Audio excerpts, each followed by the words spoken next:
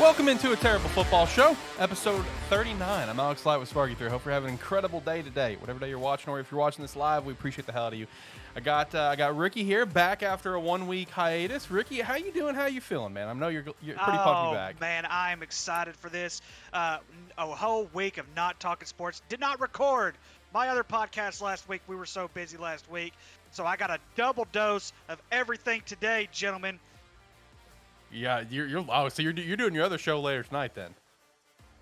Most likely, yes. Oh, there you go. Yeah, you're doubling down. An opportunity to do it, considering tomorrow night's church, Thursday night's football, Friday night's football. Yep. Yeah, and Saturday's college football day. You know, it's college football day. I'm watching football all day. I don't have time to do podcasts. I feel that. All right, so once again, no Shane this week. He might be back for like the pick segment later on. Might be back next week. We'll see. Just dealing with something right now. But returning to the show, but not just as a guest this time. Last week, I threw a Hail Mary. He caught it, scored a wonderful touchdown to help win the game and put on the show. But now he's actually here as a host of A Terrible Football Show, the man with the beautiful beard, with a luscious voice, and unfortunately a Cowboys fan. We have Jakub. Welcome to the show. Thank you so much for joining SparkE3 and A Terrible Football Show. I'm pumped to have you here. Oh yeah, I'm excited. I'm excited for what the future's about to hold for not only myself, but as this community as a whole. Let's get it. Let's get it. That's right. So hey, Jakub, I've got to tell you something funny. Actually, both of you are going to get a very good kick out of this. So I started watching the podcast Thursday afternoon, Thursday evening, and I was finishing up Friday morning. So I came in the office early Friday morning, finishing it up, and one of my Dell supervisors, he's a funny guy, very good guy. He comes over to my laptop. He goes, "Hey, what are you listening to?" I said, "This is a podcast I'm on, but I wasn't on this particular one because we were working that day." And he looks at the screen and he goes, "Is that Ed Sheeran?" He's like, "Are you on a podcast with Ed Sheeran? Oh my God!" It's exactly what he said, and I'm like, "Oh, dude, that's epic." But yes, I figured you guys would get a kick out of that. So yeah, that was true story. I cannot. That was awesome. Hey, that's a big compliment. Yeah, I would accept that as a compliment. There you go. Shout out to Zach in the chat. Zach, hopefully you're having a great day right now. Okay, so one thing to also note, starting next week and going forward, we're going to push the show back. We're going to start at 5:30 going forward. And we might still start like earlier at 5. Just depends. We just want to give ourselves a little bit more breathing room so we're not completely rushing home from work, to scramble together to get on the show. So 5:30 going forward, still could be 5. We'll just see. 5 to 5:30 range. 5:30 being like the deadline unless we specify otherwise. So just a little thing to note there. Also keep an eye out for the Agent Ink stuff. Have started the design process on our jerseys. Very excited for that. Excited to show everyone what we are working on. I'm so pumped for the jerseys. I'm buying all everyone jerseys. I'm saying that, well, everyone that's on the show. If you're listening, you're not getting a jersey. Go buy it yourself. Sorry. But for all of us, the boys, we're all getting jerseys. I'm buying them. Looking forward to it. It's going to be legit. And then, of course, check out like our other sponsors like Rogue Energy, Wayward Beard Company. Jakub, check out some Wayward Beard Company, man. Get on the train with me, Oh, yeah. Yeah. Get some good stuff. As well as check out our website, SparkE3.com. You can sign up for free for $5 a month. We'd appreciate that. And most importantly, join the Discord because you can come in and chat with us. Give your thoughts on something from maybe your team, something else that you want to chat about, or maybe kind of follow up on something that we already talked about. I guess with that said, I'll go ahead and turn down the music. We can kind of go ahead and jump into stuff because we had a pretty good weekend, boys. I feel like last weekend was a lot better, in my opinion, in terms of games. I really enjoyed last weekend, but this weekend had some very good games across the board, pro and college. Where do we want to start? Where are we feeling? Do we want to start off with some, NFL? Do we want to jump into some college? Where do we want to go? Or where do we want to steer this ship? Say we start with Did y'all start with college last week? I think we started with NFL since it was week 1. Yeah, we started with since NFL. It was week 1, started with NFL. Then screw it. Let's start with college this week. All right, We'll flip the script a little bit this week. All right, bet. College football week 3. Let's just go ahead and let's jump into this right now because I understand they're a very good team, but Ricky, what happened? That I don't feel like that should have been as close as it was. What happened? I understand Missouri State's a good team, but what happened? So here is what happened. We just sucked ass. Is what happened. I just want to call it out as it is. Hopefully my daughter and her little sister did not hear me. They're in the other room. Yeah. Anyways, but that's okay. Yes, that's just basically the gist of it. But here's the thing, guys. Missouri State has a ton of Division One FBS level transfers, which means they were recruited at a very high level. Kansas State, Utah State, Minnesota. There were even some. They even have a kid that was a big time recruit down from Smackover. I can't remember his name off the top of my head, but they have a legitimate FCS squad. This was not one of those FCS squads that you just put in the back of your mind and say, they're terrible. No, this is a Bobby Petrino led team. Bobby Petrino is a perfect fit for this program, rebuilding this program in the toughest FCS conference in the actual FCS. And if I were to be honest with you, they looked better than North Dakota State did against Arizona, which they should have won that game. I'm just going to be dead honest with you. And they looked better than South Dakota State did when South Dakota State played Iowa. Now, I don't know if they're as good as North Dakota State and South Dakota State yet, but they are definitely an FCS title contender. Now, I want y'all to understand something. Arkansas did some uncharacteristic things, especially in the first half. We hardly ever get turnovers from KJ Jefferson. That's what makes him one of the smartest quarterbacks, one of the smartest players in college football. He does not turn the football over. He throws an interception that was a deflected pass, but before that, he fumbles the football. I think he had one fumble all year last year. I don't think it was just uncharacteristic. So 3 turnovers, down 17-0, just to start off the game. I mean, and I'm sitting here thinking, man, we've got to get some kind of spark going. We finally hit a spark in the second quarter for a little bit, and then I'm thinking, okay, third quarter, we're ready to roll. All of a sudden, we're down 27-17 again, and then it takes a fourth quarter comeback for us to seal the deal. We should not have had to play 4 quarters of that game. At most, we should have played 2.5, 3 quarters, rest the starters, bring in Malik Hornsby as well as some of these other guys to get them playing time. But guys, let's just face it. At the end of the day, football is all about matchups. No matter what level you're at, it's all about matchups. Bobby Petrino outcoached Sam Pittman in that game. He had a better game plan than Sam Pittman. He was prepared for Sam Pittman's run game, which at the time, let's face it, for 3 quarters we did not do extremely well. But that fourth quarter is what really drove the rest of the game. And Petrino just had a great game plan. He had great matchups. Our secondary is totally depleted right now, and Petrino knows that. I also do not believe Arkansas was prepared for their speed. I don't think they realized how fast their receivers actually were. And so going forward, we've got to find a better solution for our secondary, that's for sure. But hats off to Missouri State. That's one heck of a football team. Yeah, I mean, they're top 5 in the FCS for a reason. Currently sitting at number 4. Absolutely. They're tied at number 4 with, I think, Montana State. Or am I mistaken on that? And they moved up after losing to Arkansas. Arkansas stayed the same, which I thought was fair. I expected Arkansas to come down 1 or 2, but the way some of the games went over the weekend, I believe it was fair. That's a fair ranking. Yeah. I wouldn't have put them any higher. Heck no, not after that crap. Yeah, I noticed North Dakota State stayed at 1 too. Even though they lost, but and that's still though that's a bad loss to a Division One. I understand that. Like I said, I understand it's FCS and FBS. Losing to Arizona is a bad loss, guys. Arizona's not that good. No, that's a bad loss. No, that's true. Yeah, I mean, North Dakota State barely lost on that, but they stayed at 1. I think Montana is still number 2. South Dakota State 3, I think is what it was. And then, like I said, tied for 4th, which I think is wild that FCS does that, where they have tied rankings. It's Missouri State and someone else. We do as well, but they usually take whoever was ranked higher the week before as that solid line. Yeah, we've had some ties. Okay, yep. I gotcha. I do relate to some of your problems because that's how I felt watching Miami and Texas A&M. Like week 1, like.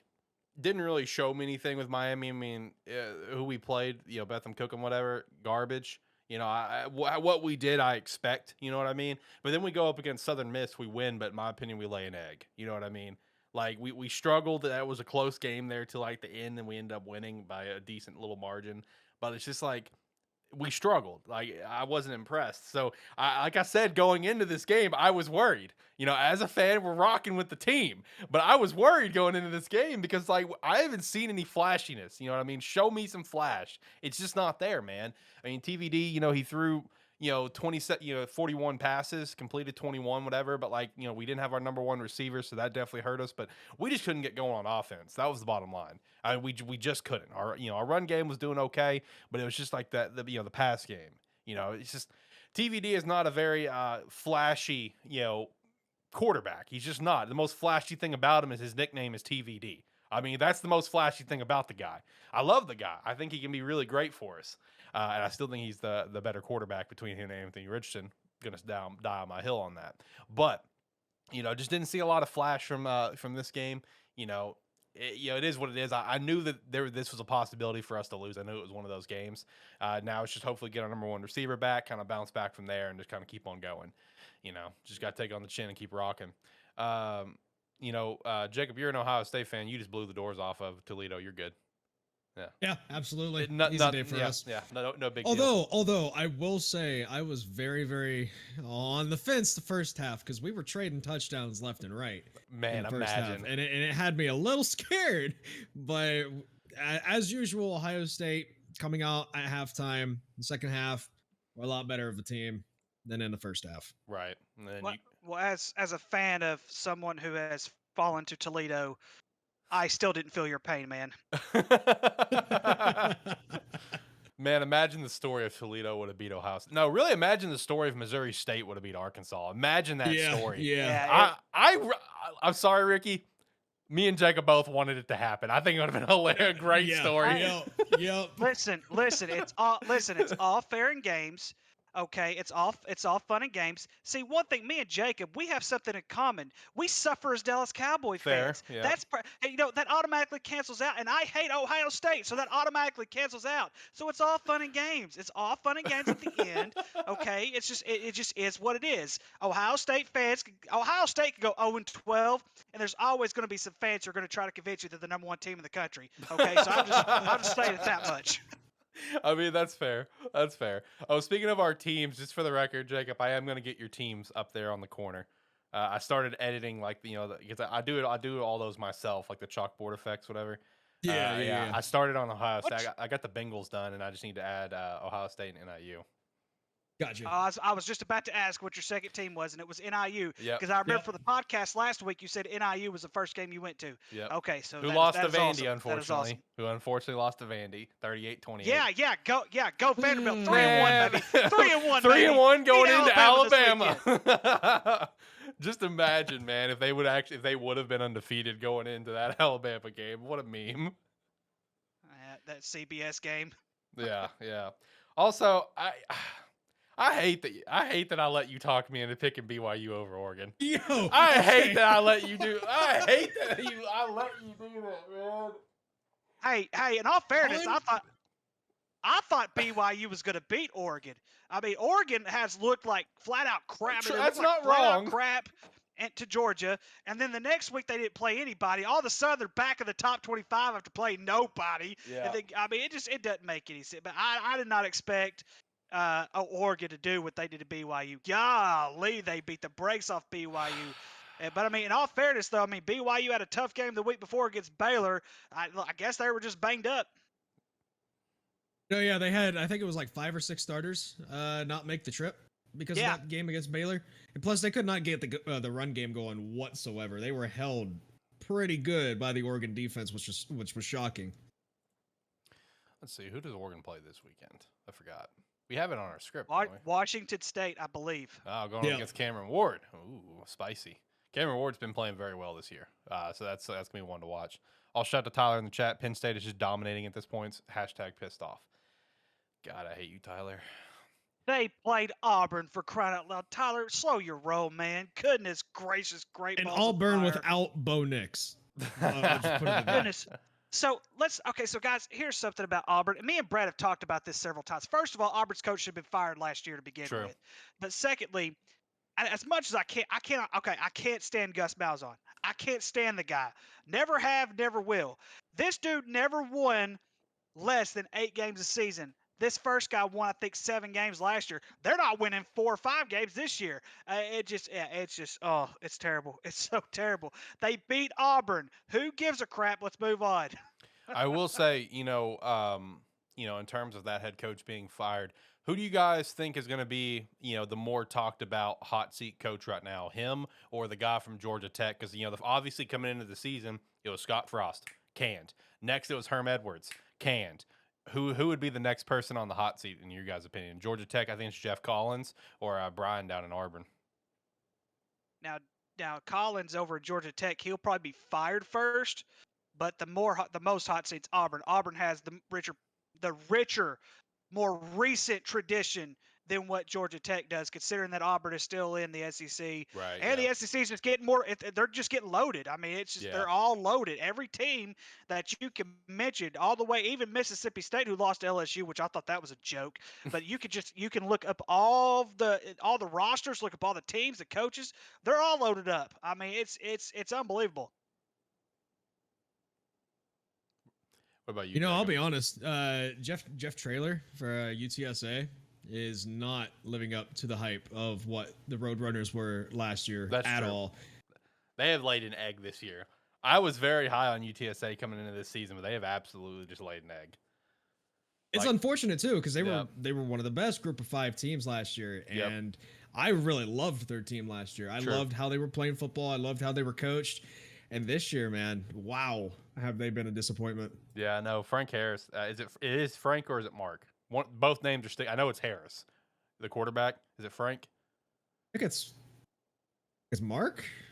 Harris. I got you. I'm just gonna call him Agent Zero because he wears number Frank. 0. It's Frank. Okay, Frank. Yeah, I mean he played great last year, and him coming back was one of the biggest reasons why I was really high on them this year. And they've just, like I said, completely just laid an egg.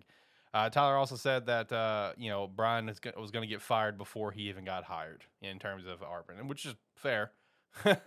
That's fair. Kind of set up for failure on that one, in my opinion. But I don't know. It'll be interesting to watch the hot seats kind of moving forward.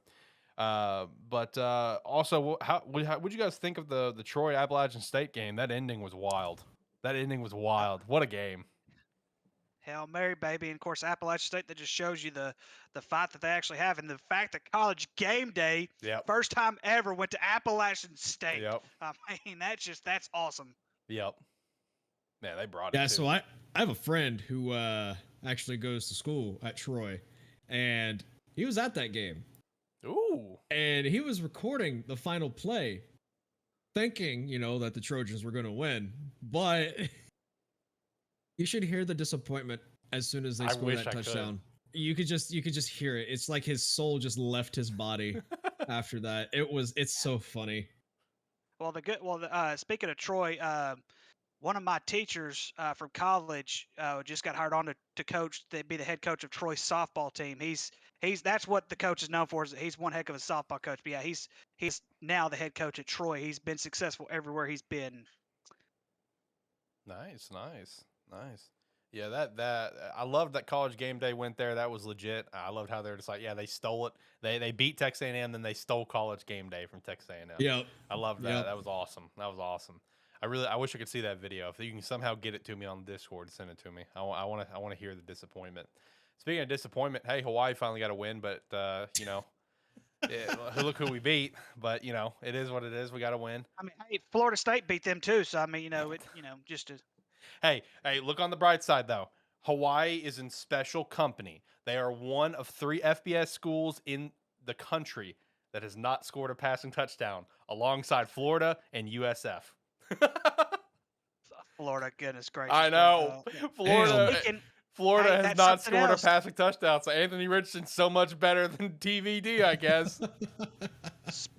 Speaking of coaches' hot seats, USF's head coach, golly, his name, Jeff Scott. Scott is his name. Yeah, he's probably on the top of the chain when it comes to being in the hot seat. Then of course, David Shaw and Stanford, which Stanford, it depends on how they do this season. We'll have to see how they fare out. But Shaw and Stanford fell off, man. Shaw and Stanford fell off so bad. Obviously, he had that great period with Luck, and then immediately turned around with Kevin Hogan, whatever. And was still rocking with that, but I obviously had C-Mac there as well. But since then, it's been like nothing. You know what I mean? So that is another one to watch. You look at the Pac-12 recruiting, though. Yeah. That's why the Pac-12 is in it. I mean, let's just be honest. How tough of a conference would you, if you put the Power 5 conferences right now, where does Pac-12 rank? At the bottom. At the bottom. I mean, everybody has, like, all these athletes have shifted to basically staying in the Midwest or going off east. They don't go out west. There's nothing out in the West. I mean, it's just facts. And so, I mean, I'm not saying he shouldn't be a head coach, but I would have left Stanford years ago. Yeah. Also, Tyler, if you put one more reference of him in this chat, I will ban you. Reference to who? Who is it this time? Davis Mills. His Oh, trademark Lord have mercy. nickname. You say that nickname one more time, I'm banning you.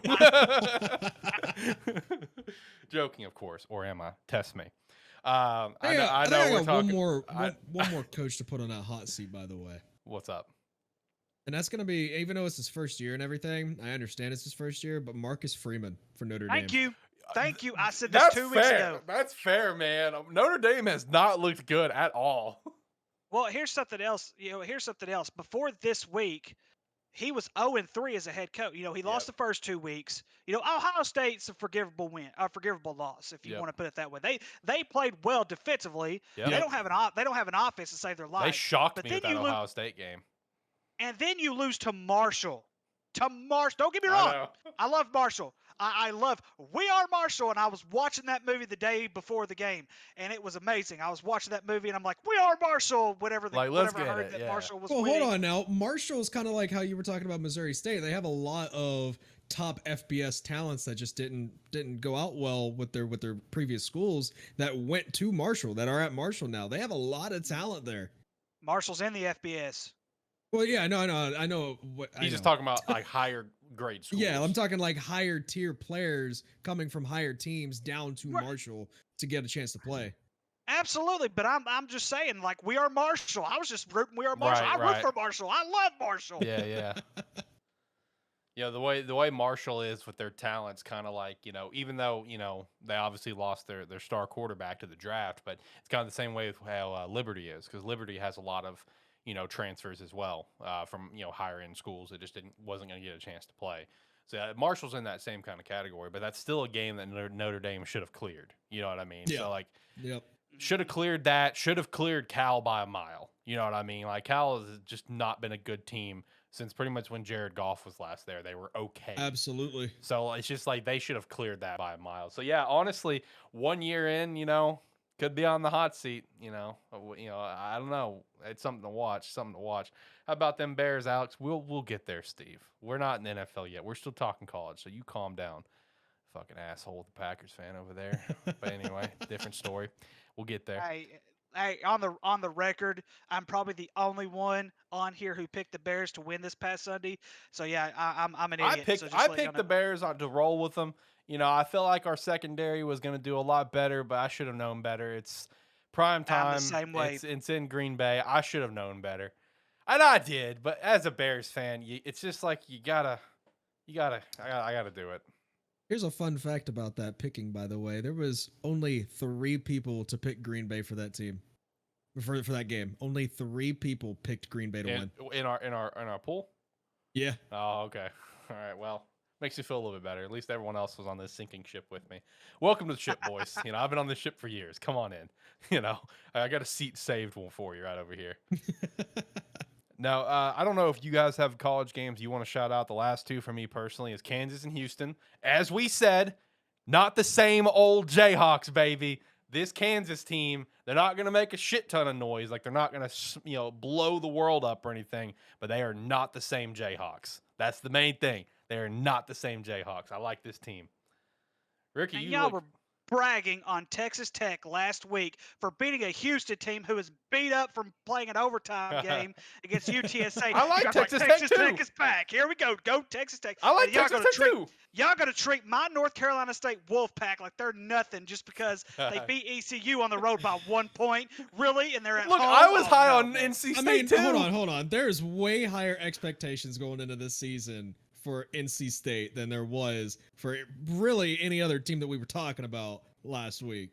I disagree because Houston has even bigger expectations because a lot of people, especially me, picked them to win the American Conference. And they are going to the Big 12, so that adds a little fire to them. That is true. That is true. That does. You are correct. That does. Just remember that. Hey, absolutely love it. Who would have thought that Kansas and Duke were going to be undefeated playing each other Let's in go! a football game. They're blue bloods. They're basketball schools. And they're Let's going go, against each baby. other in football. Hey, and here's the thing, guys. Here's something else. Kentucky's undefeated. We have 3 blue bloods who are basketball schools who are undefeated right now. I absolutely love it. I absolutely love it. UCLA, they're both undefeated too. Oh, UCLA hadn't played anybody. Man, that They're still stadium, undefeated. that stadium That is always true. being That is empty true. is That a is damn true. shame. You know, I saw Troy Aikman chime in on that where he's just like, it's time for them to build a stadium on campus. You know, because like, and he did point out though, hey, if we continue to play like we did, we're not going to fill that up either. But you know, like it being at the Rose Bowl, that's cool and all, but this is pathetic when you see that outer shot and everything. It's just the stadium's empty. You know what I mean? Yep. That's just disappointing for a Power 5 school and one that holds the name that it does, like UCLA. That's pathetic. Like that's just sad, man. UCLA is in a spot right now. But no, with this It's okay. Kansas We'll welcome team, them into the Big Ten. It's fine. yeah. Just welcome them in. We'll let them get slaughtered over there, but they'll That's make if they more make money. it to the Big Ten. The governor True. of California is trying to block that from even happening. And considering that UCLA is a public school, and I did not know this, but USC is a private school. They can't do nothing to USC, but UCLA, they want to keep the California schools together. UCLA may not be in the Big Ten. Which is a fascinating thing that that the state can just be like, nah. Yeah. That's Yeah. fascinating. No, dude, this Kansas team is about to be like the 2007 Jayhawks, baby. Just watch. They're about to be like them 2007 Jayhawks, baby. Let's get it. Going 12 and I 1. won't go that far. Going I 12 and won't 1. Let's that go. far. No. They're a normal Big 12 team. All offense, no defense. There you go. Yeah, basically. The other one that I had was Michigan State and Washington. Loved that one. Loved it. Going into it, Washington unranked, Michigan State number 11, going to Washington. Washington was favored. We chatted about this during our picks. And man, loved what Washington did there, man. I feel like that really sent a statement for that team and the talent that they have. Well, the Pac-12 in general needs to make a statement because they really true. have not had much of one. I know who was it? Was it Oregon that beat Ohio State? Was that last year or the year before? I can't remember. I think it was the year before. Year before. Yeah, it was the year before. And so, which shocked the hell out of me. Exactly, which everybody thought, well, maybe the Pac-12's back. Now the Pac-12 has got to make some kind of statement. And I know USC is supposed to be pretty good this year. I still think they're a little overrated. But the fact that we have the Washington and Washington State that are both doing pretty well right now, and because, of course, Oregon with that blowout win they had the other day, somebody's got to make some noise for that conference. I mean, it's just, like I said, somebody's got to make some noise because right now, the Pac-12 is on the outside looking in with USC leaving to go to the Big Ten. Either they're going to be out the left field by themselves or they're going to have to join some other conference. So they're fighting for a resume to be put in another conference right now. And I feel like Washington really sent a statement on that because, part of the rumors that we were following a few months back was, Oregon and Washington both was trying to get into the Big Ten alongside USC and UCLA.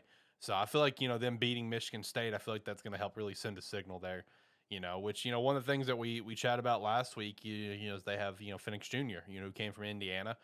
We saw what he did there, and now we're seeing what he's doing with, with Washington as the guy. So, and I think this success for Washington is going to continue. They've gotten really good recruiting, and that's the big thing.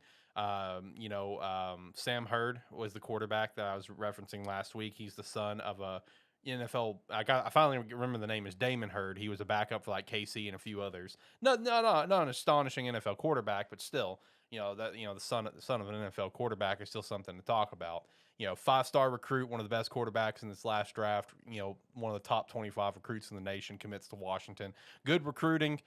Good current talent at the school now. It's going to help bringing up the Huskies. To hopefully get to like the Big Ten because Pac-12 is obviously dead. We all know that. That is as dead as can be. But hey, whenever everyone else leaves, USC is going to ride off into the Big Ten and do their thing. UCLA, we'll see. Oregon leaves, Washington, leaves. But all that matters is who's going to remain, and that's the Beavs, baby. Go Oregon State, 3-0, going into USC. Let's get it. Go Beavs. It's really unfortunate that Michigan State had to fall to Washington because honestly, now it seems like the only chance the Big Ten has to get into the playoffs this year is Michigan and Ohio State, and they end up playing each other. Yeah. So they're just going to chew themselves apart in that game unless it's close. The college football committee usually likes they like close games. They don't really They don't really do too much as far as de-ranking people for close games if they're close ranked, but there's nobody else. I mean, yeah, you have Penn State who's ranked, but they don't have a chance to make it to the playoffs this year. No chance. No chance. Tyler, if you're still listening, zero chance. Zero chance. They're going to get beat by, probably pretty much all of the good teams in the Big Ten, in my opinion. Yep. So, I mean, it is going to come down to Ohio State and Michigan. It's October 15th, they play Michigan, then Minnesota, then Ohio State. Right. Those are 3 unranked teams, or undefeated teams right now. Yeah. Go Minnesota. Yeah, go Minnesota. Hey, Minnesota's been putting up a lot more points, here in these first few games than I would have expected from them. I thought Minnesota was going to have a pretty crap year, but they've put up some decent points, and then coming in this week and playing Michigan State should be pretty interesting, honestly.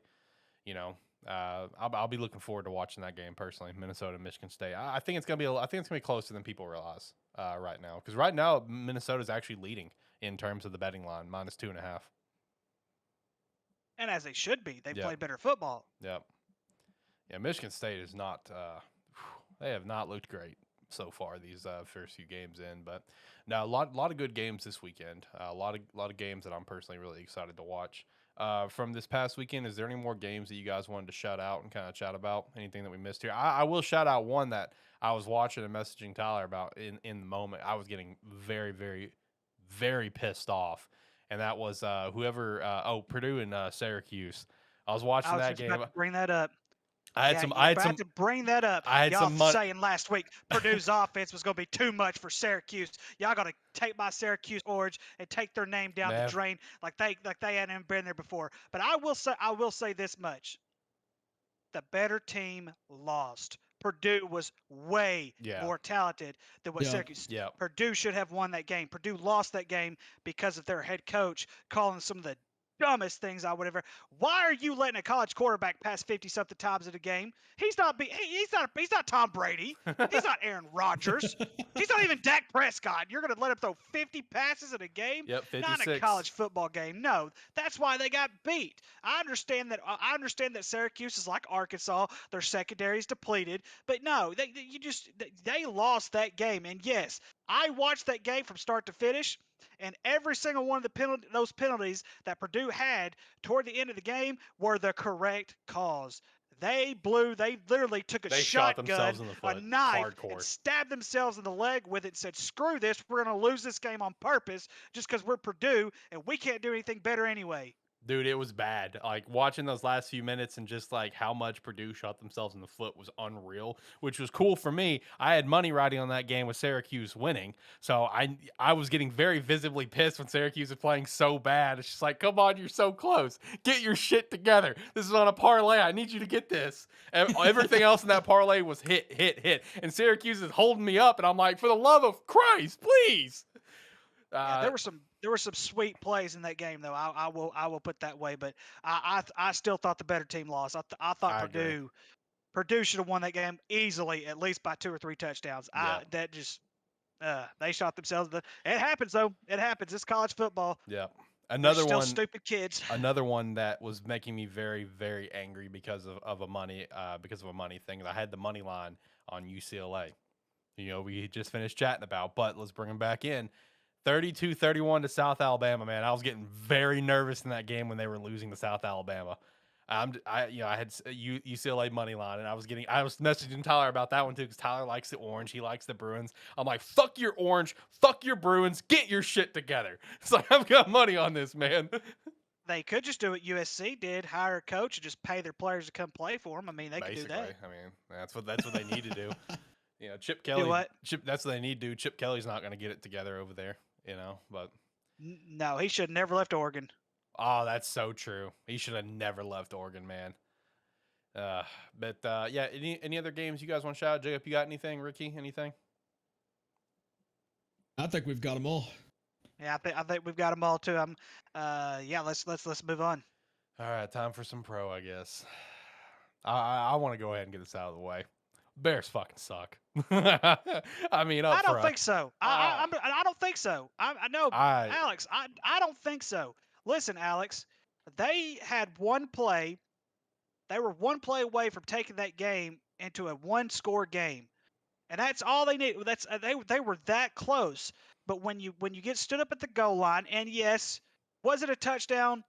I think the ball did cross the plane, but according to the instant replay rules, it has to be visual. You couldn't really see the football because the football was tucked in so much, and I understood why. Justin Fields was trying not to fumble the football. But here's where the dumbassery comes in. Why are they in shotgun formation? Go under center and sneak that dadgum ball up in there. All he had to do, snap the ball and do it. Matt Stafford did against our Cowboys a few years back in the playoffs. Just take it over the goal line. Yep. Just take it over the goal line. That's all. Tom Brady does it really well too. So no, I wouldn't say they suck, Alex. I mean, it's just the second game of the year. Look, it's just I think they're gonna be fine. I just don't see anything on offense. That's the thing. Like, I know we had a good first drive when we were handing it to David Montgomery, and that's great. Our run game looked good. That's where I thought we looked good. Our run game looked very good. David is proving me wrong, which I want him to. I've always been under the impression I think David Montgomery is overrated. I want him to prove me wrong as a Bears fan. Please do. And he has so far. That's great. But it's our pass game that's killing me right now. When we have our number one supposed receiver who only has 2 catches for like 4 yards in 2 games, like we have, Justin Fields throwing 11 passes in this game, a total of like 29 passes in 2 games. You got to give I understand, he's a second-year player, first full year in this system. I get it, but you got to give him the ball more. You have to. I mean, he's supposed to be our franchise guy, and looking back at some plays in that game, you don't have a number one receiver. You're right. We don't have a true number one, but our number one being Darnell Mooney, he supposedly is going to be our number one. Then where's the targets? Because not only does he only have 2 catches or whatever, he doesn't have targets either. That's also the issue I have here. But you go back and you look at some plays in that game, and again, I get it. Second year player, new system. I get it, but there needs to be some times where the coaching staff just lets Justin be Justin. Because there were some plays in particular where it's like, if he just cuts himself loose and just plays quarterback, we could have had some big plays happen. Because there was one particular play that I remember where he went to his read one. Great, you're doing your read one, and he's hitting David Montgomery for a 5-yard check down. But you look at that play, right? You have a wide receiver that just broke past the safety over here that could have been like a 30 or 40-yard gain. You had Cole Kmet, who had some separation. I think there was may have been St. Brown, I think so it was, who also got some separation. You had 3 receivers for 10+ yards out that had separation, most notably the one that literally broke past the safety. If you pause it, you can see the safety trying to keep up. Easy completion there if you just rocket that thing in. But I get it. You're going through your phases, right? You're going through, it was a check down to David. I get it. But there are those times where it's like we need to cut him loose. Because if we keep him shackled like this, what's different than what we did with Mitchell Trubisky?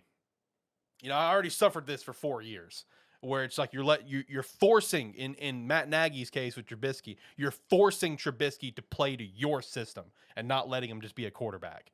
So, and I hope that's not going to be the case here. I would think not. With Luke Getsy, who's worked with Aaron Rodgers for the time that he has, I would think that's not going to be the case. But again, I get it. 2 games, second-year player, new system. I get it, but come on, just play quarterback. Just play quarterback. Alex, in all fairness, you have to solidify your running game before you solidify your passing game. Yep. Because if you can't run the football, you can't pass.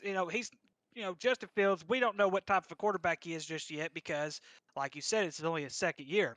But you don't want to take a second-year quarterback throwing 50, 60 passes a game either. So establish the running game first, and everything else eventually will come into play. Like I said, they were 1 play away from cutting it to a touchdown game, and the defense probably would have played a lot harder. Who knows what would have happened in that game. But no, I wouldn't. I'm more optimistic about the Bears than I am just about a lot of other teams. Hey, at least you guys got a dub this weekend with your backup quarterback that you still have. So congratulations to having a backup quarterback. Yeah. That's big. Yeah. But you guys got a big win over Cincinnati. I don't think anyone saw that coming. But Cincinnati, man, they're struggling, which it's not much different from how last year went. They struggled at the end of the year and got hot. But, man, they are struggling right now. You guys have concerns with Cincy, or is it going to be the same story to you guys? They're going to get hot later. Because you guys shut them down. Where is this upgraded offensive line that everybody was talking about? That's what I'm saying.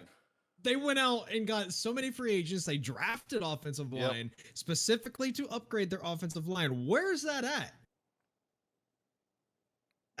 I don't get dominated 2 weeks in. both good defenses. Cowboys and Steelers both, some pretty solid defenses. Like at the same time, again, your argument's valid. Where the hell's this line? You know what I mean? That's a fair question. Considering that, like It Jacob was 6 said, sacks in this game, right? It was six Yep. sacks in this game. They played much better in Man. the second half than what they did in the first half. But I'm just going to be honest. I just give more credit to the Cowboys defense, not because I'm a Cowboys fan, but because I did not. I thought Joe Burrow was going to expose a little bit of our defense this week, and it didn't happen. It just did not happen. Our defense, I thought, has played pretty solid the past couple of weeks. Cooper Rush 2-0 as a starter. I mean, you can't ignore that. I know that's 2 big games right there, considering, and I'm one of them. And historically, when Dak Prescott goes down, we really fall. Now, last year, that's the one thing I will not forget last year when he went down for one game, and Cooper Rush comes in, basically did the same thing he did, this past Sunday. So I mean, I'm not going to go on here and say that he is an elite quarterback, because we know he's not yet. Doesn't have that kind of experience. But he was rated the last, as far as the top 2 quarterbacks, as first string and second string quarterback, he was ranked 8th in the NFC East, and yet he's 2-0 right now. Yeah. And he's beaten 2 pretty good teams, even at that point last year when Minnesota came into town. Or no, they went on the road to Minnesota. I'm sorry. Minnesota had started off 1-3, and they were on a 2-game winning streak. Hey, they were ready to hit the service and run. They lose to the Cowboys. Their season turns out to be mediocre. And Yep. then this season, Dak Prescott goes out. I, just like a lot of Cowboy fans, shit. Season's over. It's done. It's over with. And so, but I mean, hey, a dub is a dub in the NFL. I don't care how you get it. A dub is a dub. Cooper Rush, he's showing some promise, and hey, he really didn't get to show that much in the second half, considering the Cowboys only had the ball for like 7 minutes in the second half compared to the 20-something minutes that Cincinnati had. So I mean, just the fact that he was able to get on that last drive without having but 1 or 2 drives the entire time at that point, that's just more props to Cooper Rush. Yeah, Jacob, what about you? What's your thoughts as a fellow Dallas Cowboys sufferer? Well, I mean, you heard it last week. I did say that with Dak going down, the Cowboy season was pretty much over with at that point. I'm glad that was just thrown right back in my face. I'm super happy. Cooper Rush, Noah Brown, that connection is going to be very, very, very strong going forward for the next couple weeks until Dak comes back. Once Dak comes back, it's probably going to be the CeeDee Lamb connection that they're trying to do, which I still don't have any faith in whatsoever. I mean, you saw Amari Cooper do really, really good over at the Browns this past week, and it's really just pissing me off that we let him go. For how much you guys did. You guys did nothing. Stop. They lost to the Jets, man. They lost to the worst team. They lost to Joe Flacco, man. He's a Super Bowl MVP. One specific team or one specific player, though, not the whole team. Here's the thing, Jacob, and I think one of the things that we really have to, Jerry Jones is more old school when it comes to football, and the one thing that he strives on is availability. Yep. That's the one thing he really strided on whenever Amari Cooper was gone. Was the fact it's availability. So we do not know what the inside source or the inside situation was going on with Amari Cooper. Now, personally, would I have done it? No. But here's the thing.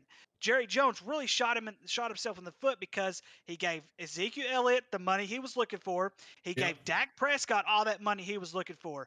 And who are the two that have really started this stride? It was Dak Prescott and Ezekiel Elliott, because Amari Cooper didn't come in until after they got rid of Des Bryant. So I mean, that number one receiver, that's one of those things that's going to be question mark throughout the entire year. I think when Michael Gallup comes back healthy, if he does come back healthy, I don't know how much production he'll give, but maybe he'll come back and shock us a little bit, give the wide receivers a little bit open space, because right now defenses know they do not have a number one target right now. Everybody knows that. Even the worst team in the NFL knows that right now. And so, like I said, we'll just see what happens. But right now, I mean, am I going to bank that we're going to be a playoff team with Cooper Rush the entire season? Probably not. But the fact that he was able to go out and just get this dub, hey, hats off to him. I mean, that's just better. That's just hats off to him. You guys will be in a lot better condition if you get Minshew Mania, though, but that's a different story. Oh, for the love of God. When you said that crap last week, are you out of your damn mind? Minshew Mania, baby! Let's run it wild! Just stop. Just stop it. I had Gardner Minshew on my fantasy football team. Good. When he was with the Jacksonville Jaguars, and he absolutely 100% sucked. No. I mean, no. Minshew Mania, baby. Let it run wild. You can't. No, hell no. This ain't no Hulkamania crap. Minshew Mania, baby. Let's go. Good. There's a reason he's a backup quarterback. No, that is a starter. That is a starting quarterback that is trapped. I am not gonna. Hell no. No, we ain't. No, hell no. Gardner Minshew to the Cowboys. Let's go. Heard that crap, dude. That was one of the things. Man, I'm gonna tell you something. When you said Gardner Minshew to be a second-string quarterback to this Dallas Cowboy team, it made me. I went on a rant by myself in the car. What the hell's this guy thinking? Gardner Minshew coming to the Dallas Cowboys. No, you gonna listen, you gonna wish that much more bad luck on my team? Nah, I'm already man. suffering. This guy's got the already it factor. I'm suffering with you. I'm suffering with you. I was okay for lack of words. I was looking at who could be available to step in for Dak if Cooper Rush wasn't good. And on paper, Gardner Minshew has the starting experience. For one, for two, he's played at a pretty shitty team, so he's pretty. He doesn't turn the ball over much. Huh? He doesn't turn the ball over much either, so that's Exactly. that's a good thing. Exactly. Yeah. That's because he didn't pass much. Hey, Minshew Mania ready to run wild, brother. I will say I got 3 things to say. One, the Cowboys will not win a Super Bowl until Jerry Jones is dead or not the owner. For 2, I do not think CeeDee Lamb will ever be a true number 1 wide receiver. I could agree. Michael Gallup has more of the ability to be a number 1 wide receiver than he does. And number 3, we're the 4th best team in the NFC East right now.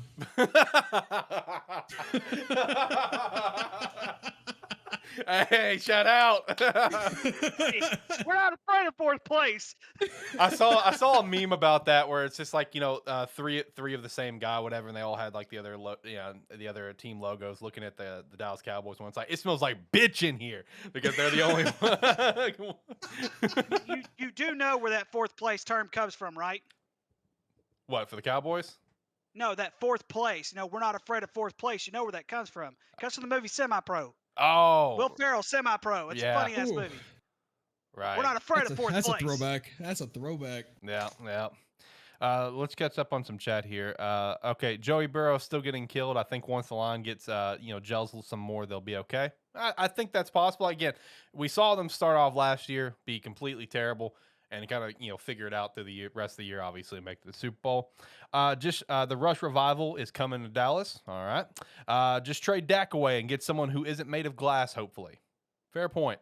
That's Cowboy quarterbacks in general, though. What are you talking about? That's also a fair point. That's also a fair point.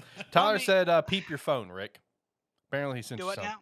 Tyler said, peep your phone. Apparently he sent you something. I am in the middle of ranting here, Tyler. I don't give a damn what you had to say about Penn State. I don't give a damn what you had to say about the Buffalo Bills, which, of course, they're going to go undefeated most likely because they're playing the best in NFL. I'm looking at my phone right now. I am paying attention to Alex Thank you. and Jacob right now because somebody's got to hold their feet to the fire. That's fair. I definitely need it. Trust me. It's a terrible show for a reason. I'm hosting it. Let's see. Also said Rivers is coming out. Host. Thank you. You're a great host, Thank sir. You're a great host. Just you. every now and then I gotta go on a rant. Now I'm all pumped up. Let's do this. Let's boys. go. Let's go, this, boys. Also, Rivers is coming out of retirement to play for Dallas. That'd be hilarious. And Steve also threw out there that you guys get Sam Darnold. So that would also be hilarious. The sad part is that all that was talked about and all that got flushed down the toilet, including Colin Kaepernick. I swear to God, Lord forgive me, if we would have gotten Colin Kaepernick, I would have gone in my closet. I would have taken my Cowboys shirts. I would have ripped them in half, put them in a fire. I would have pissed on them, and I would have been done with the Dallas Cowboys. At that point, I can't do it no more. I can't. I've suffered enough. Right. I cannot do it. No. I mean, I do feel that, because like, one of the teams that I've liked for at least the last few years, since like probably like 2015 or so, was the Browns. And the Deshaun Watson thing really killed me off the Browns. There's still a lot. There's still a lot of players there that I really enjoy watching. Nick Chubb being the number one. I love Nick Chubb. He's awesome. The Chubbernaut, as I like to call him. I have some friends that absolutely hate that nickname. That's why I continue to call him the Chubbernaut, because it's just funny to me. I'm a child. But there's still some players there. I love Nick Chubb, Denzel Ward. David Njoku over there at tight end as well. But man, just the Deshaun Watson, it just doesn't set well with me. That amount of money, the stuff that he had. So I feel you. And then also, speaking of the NFC East, can we talk about my Eagles, though?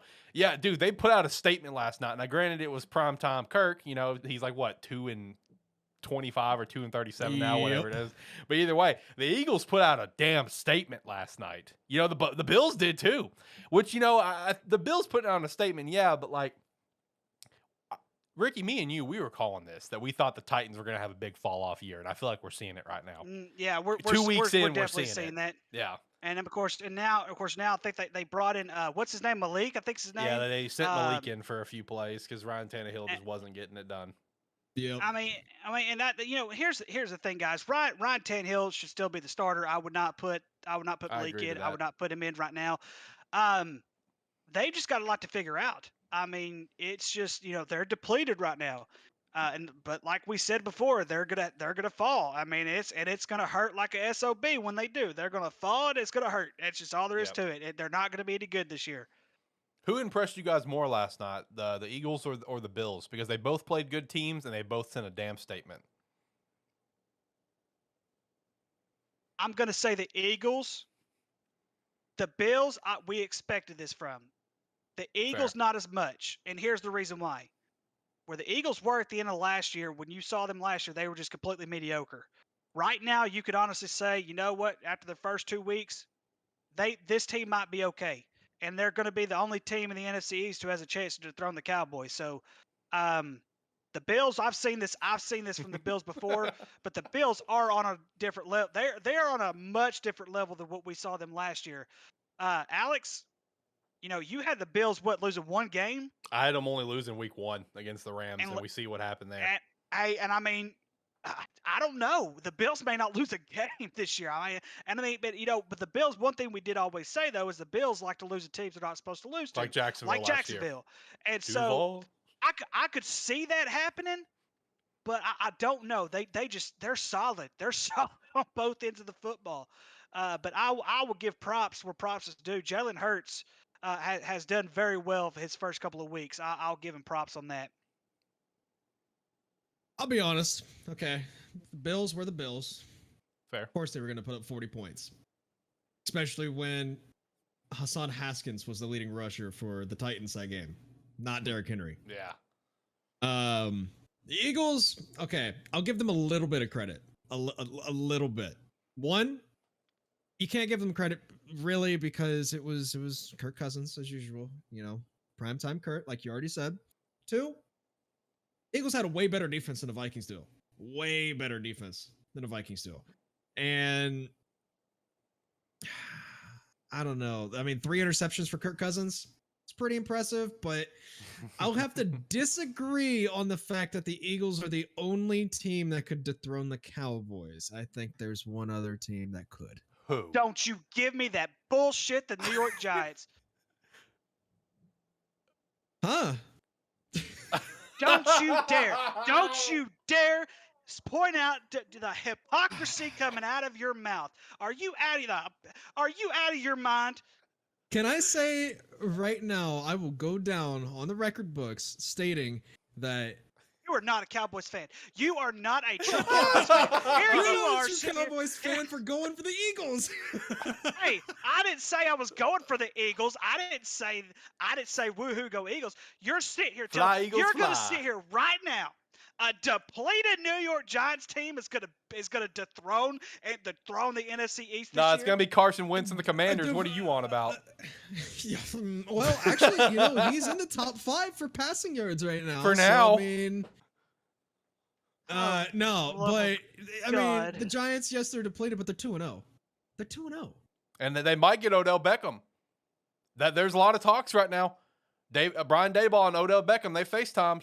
There's mutual interest there.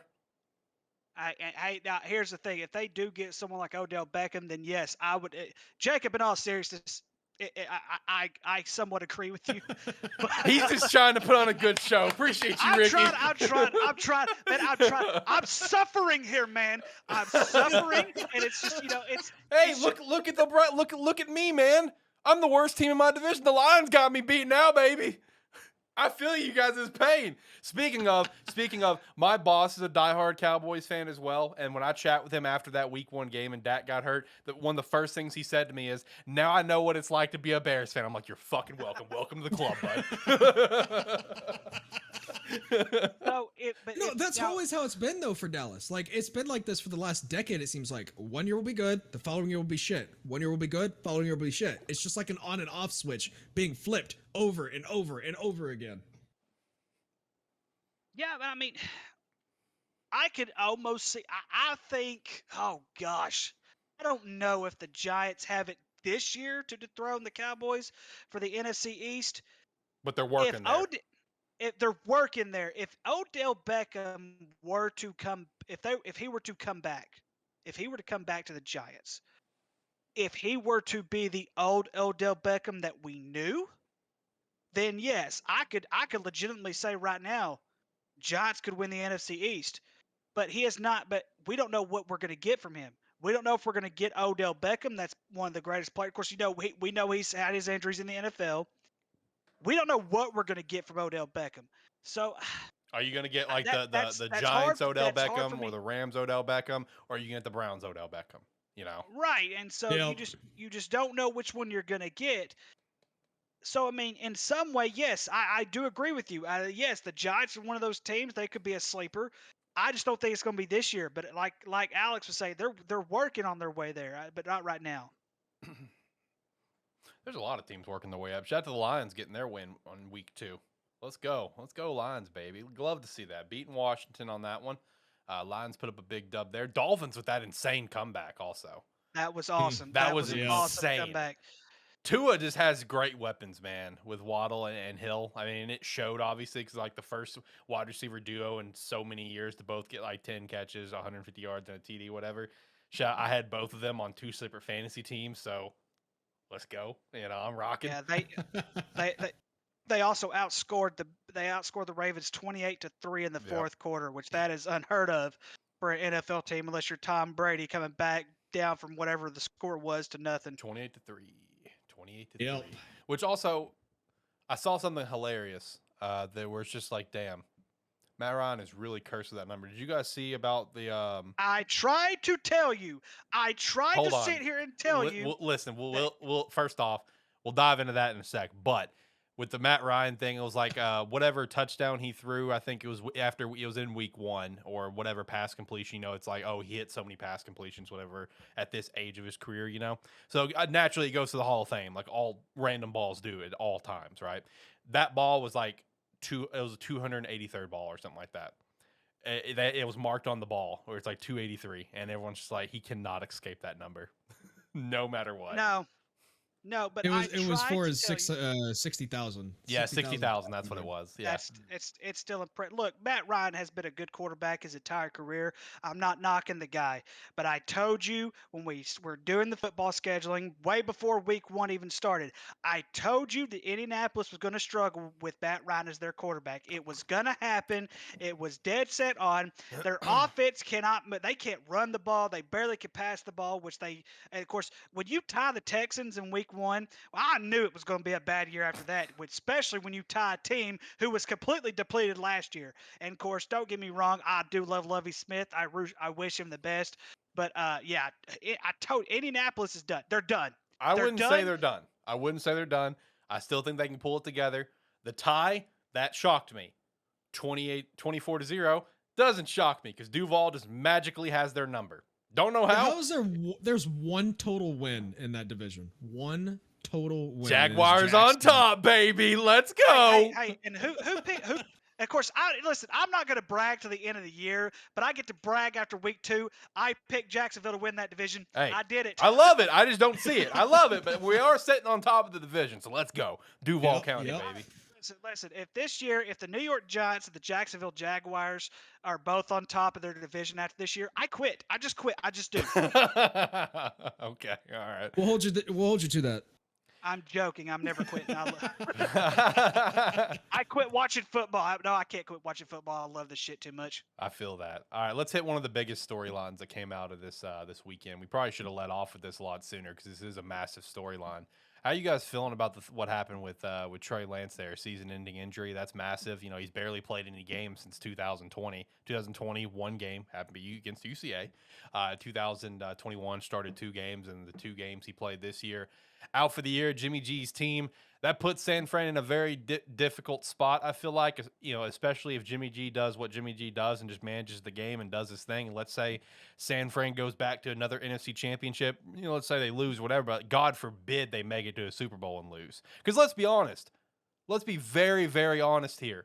That is totally possible. Because here's the thing. The team for San Fran is still built very well, and NFC is wide the hell open. Okay? It just is.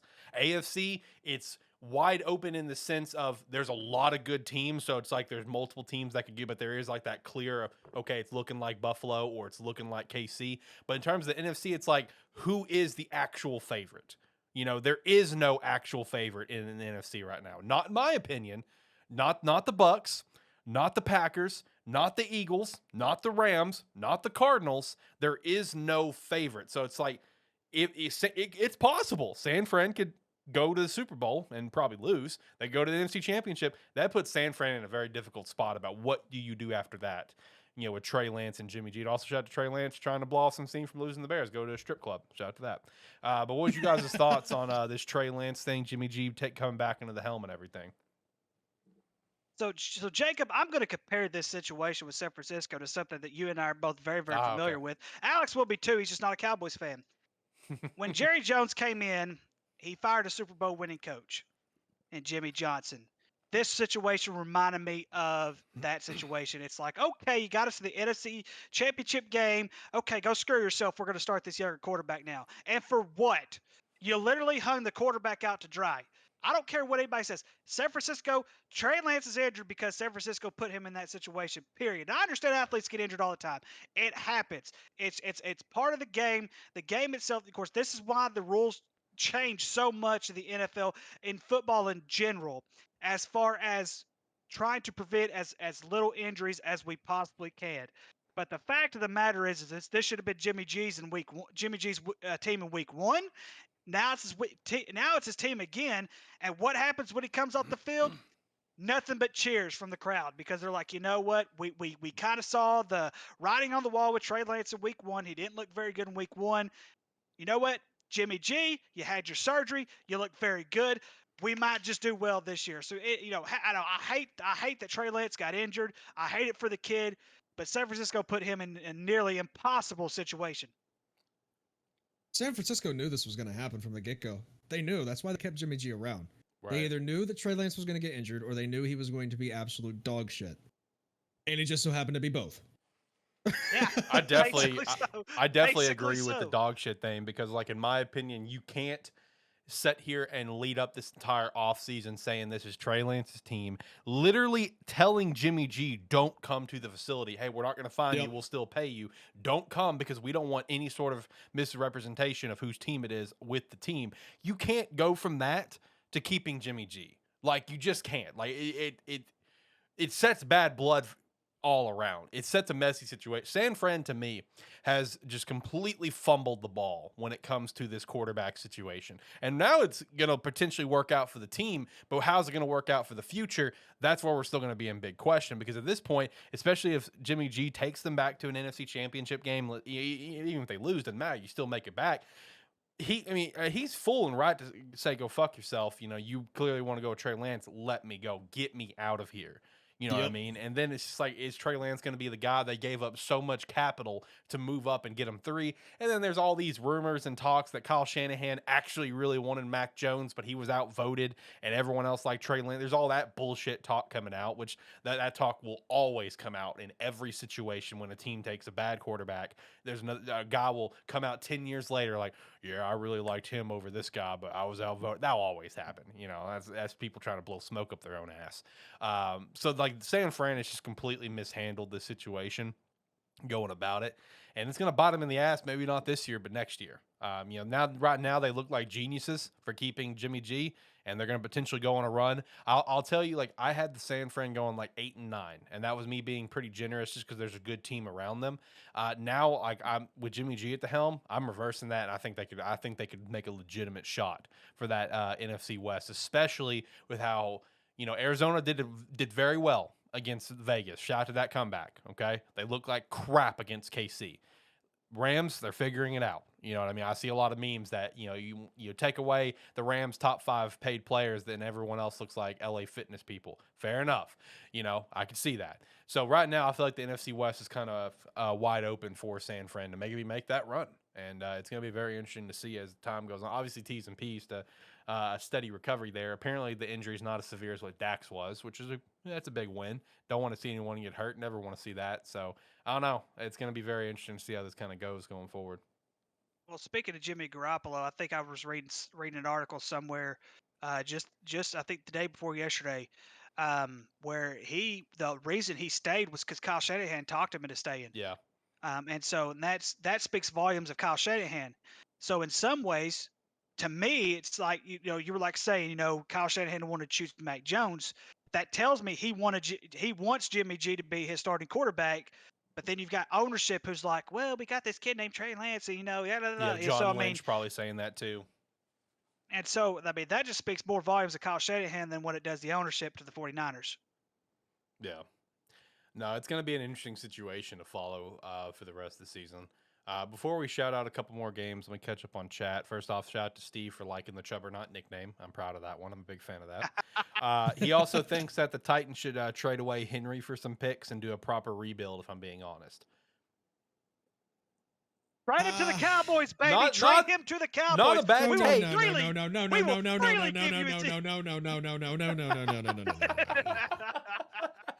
Granted, I get it. We have Elliott. We're forced to stick with Elliott, but we have a great backup running back in Tony Pollard. We don't need Derrick Henry at all.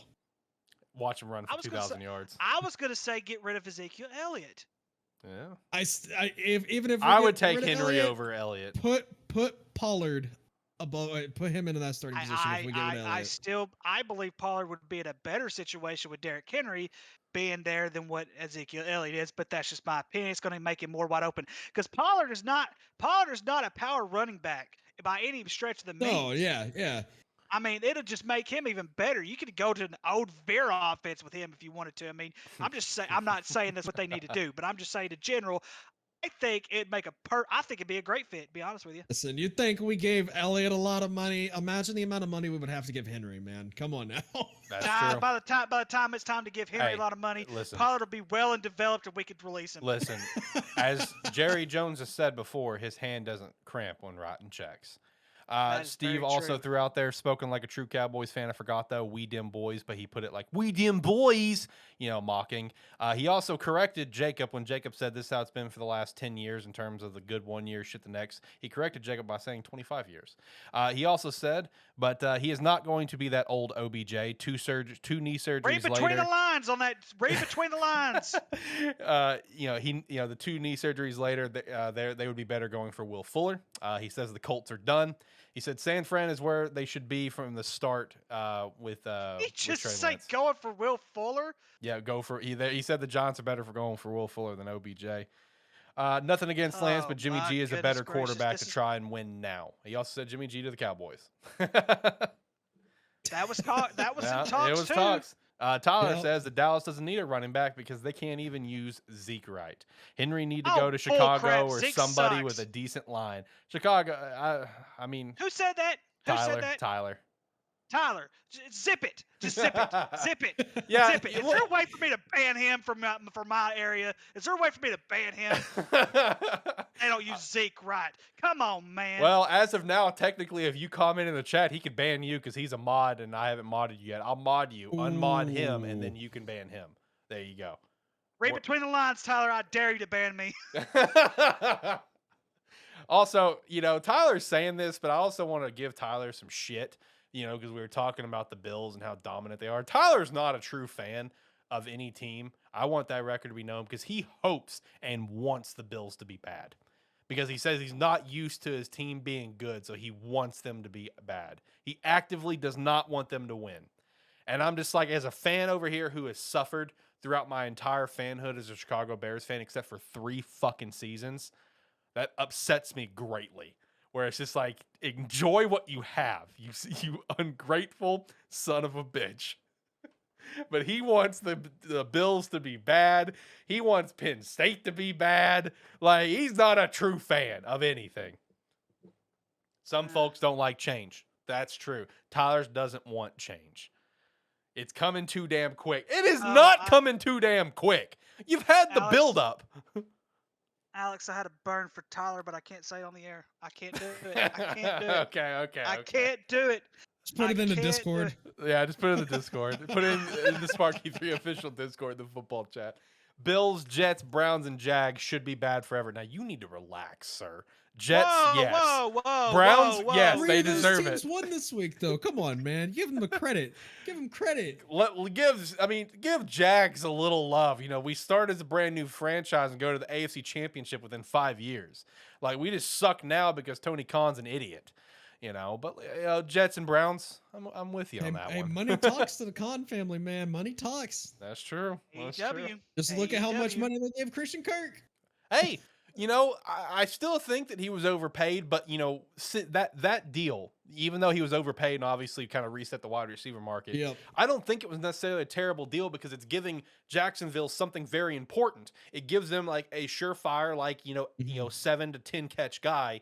And we're seeing that. And that's what I'm not expecting him to be Justin Jefferson. I never expect, but I expect him to just go out there and make some catches and move the sticks.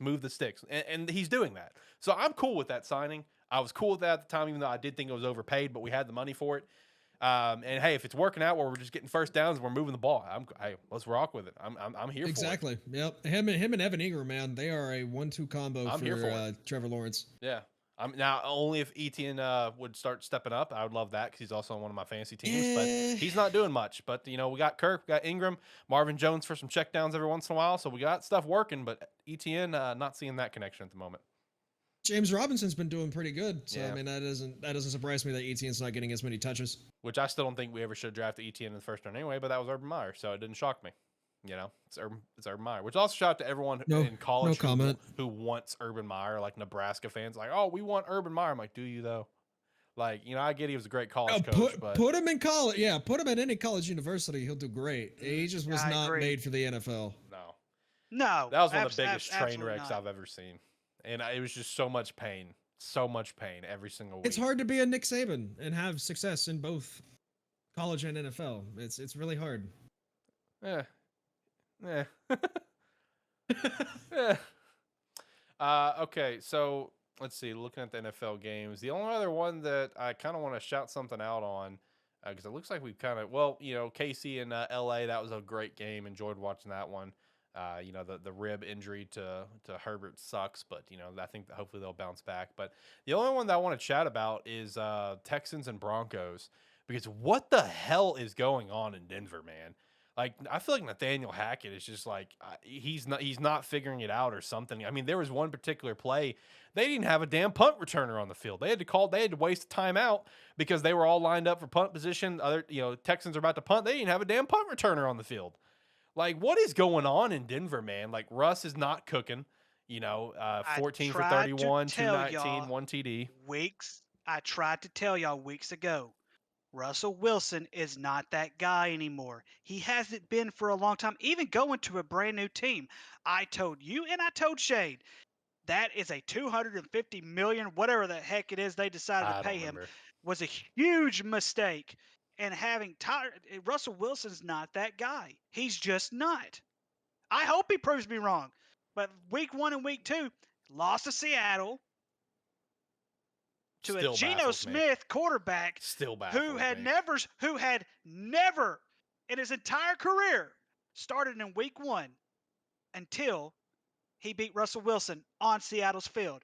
And then what happened? Seattle gets depleted the very which Geno played okay. He didn't have the downfield passes like he did in week 1. But then you look at Russell Wilson. He's the same Russell Wilson we've seen for the last couple of years. Right. Geno grabbing some cheek there at the end of the game, too. I don't know if you guys saw that. Yeah.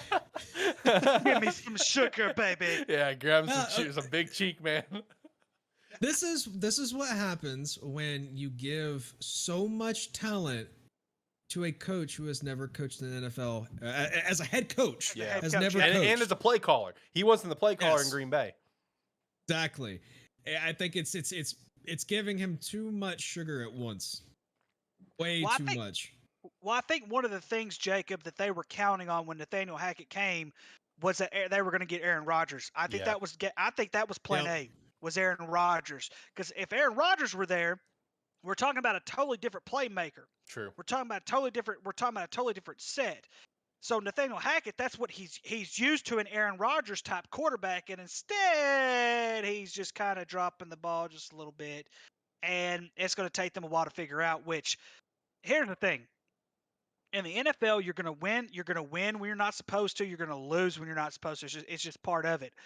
But the fact is, we have seen no improvement between week 1 and week 2 when it came to the Denver Broncos, and it's the same thing I said weeks ago. Russell Wilson's just not the guy anymore. I don't understand why everybody sees Russell Wilson as this great quarterback. He's not a great quarterback. He's just not. He's not the answer. Now you paid him all this money, and instead of going out and getting talent to surround somebody, you've got to stick with him. And he had the same QBR as the quarterback you had last year. Right. It's like, come on. No, the Denver Broncos have done exactly what the Denver Broncos have continued to do for many, many years. They've stuck to mediocrity, and they've sunk it even worse. And guess what? They're going to fall even worse. They're going to have a worse record than the Chicago Bears by the end of the season. Guaranteed. Guaranteed. I'll put money on it right now.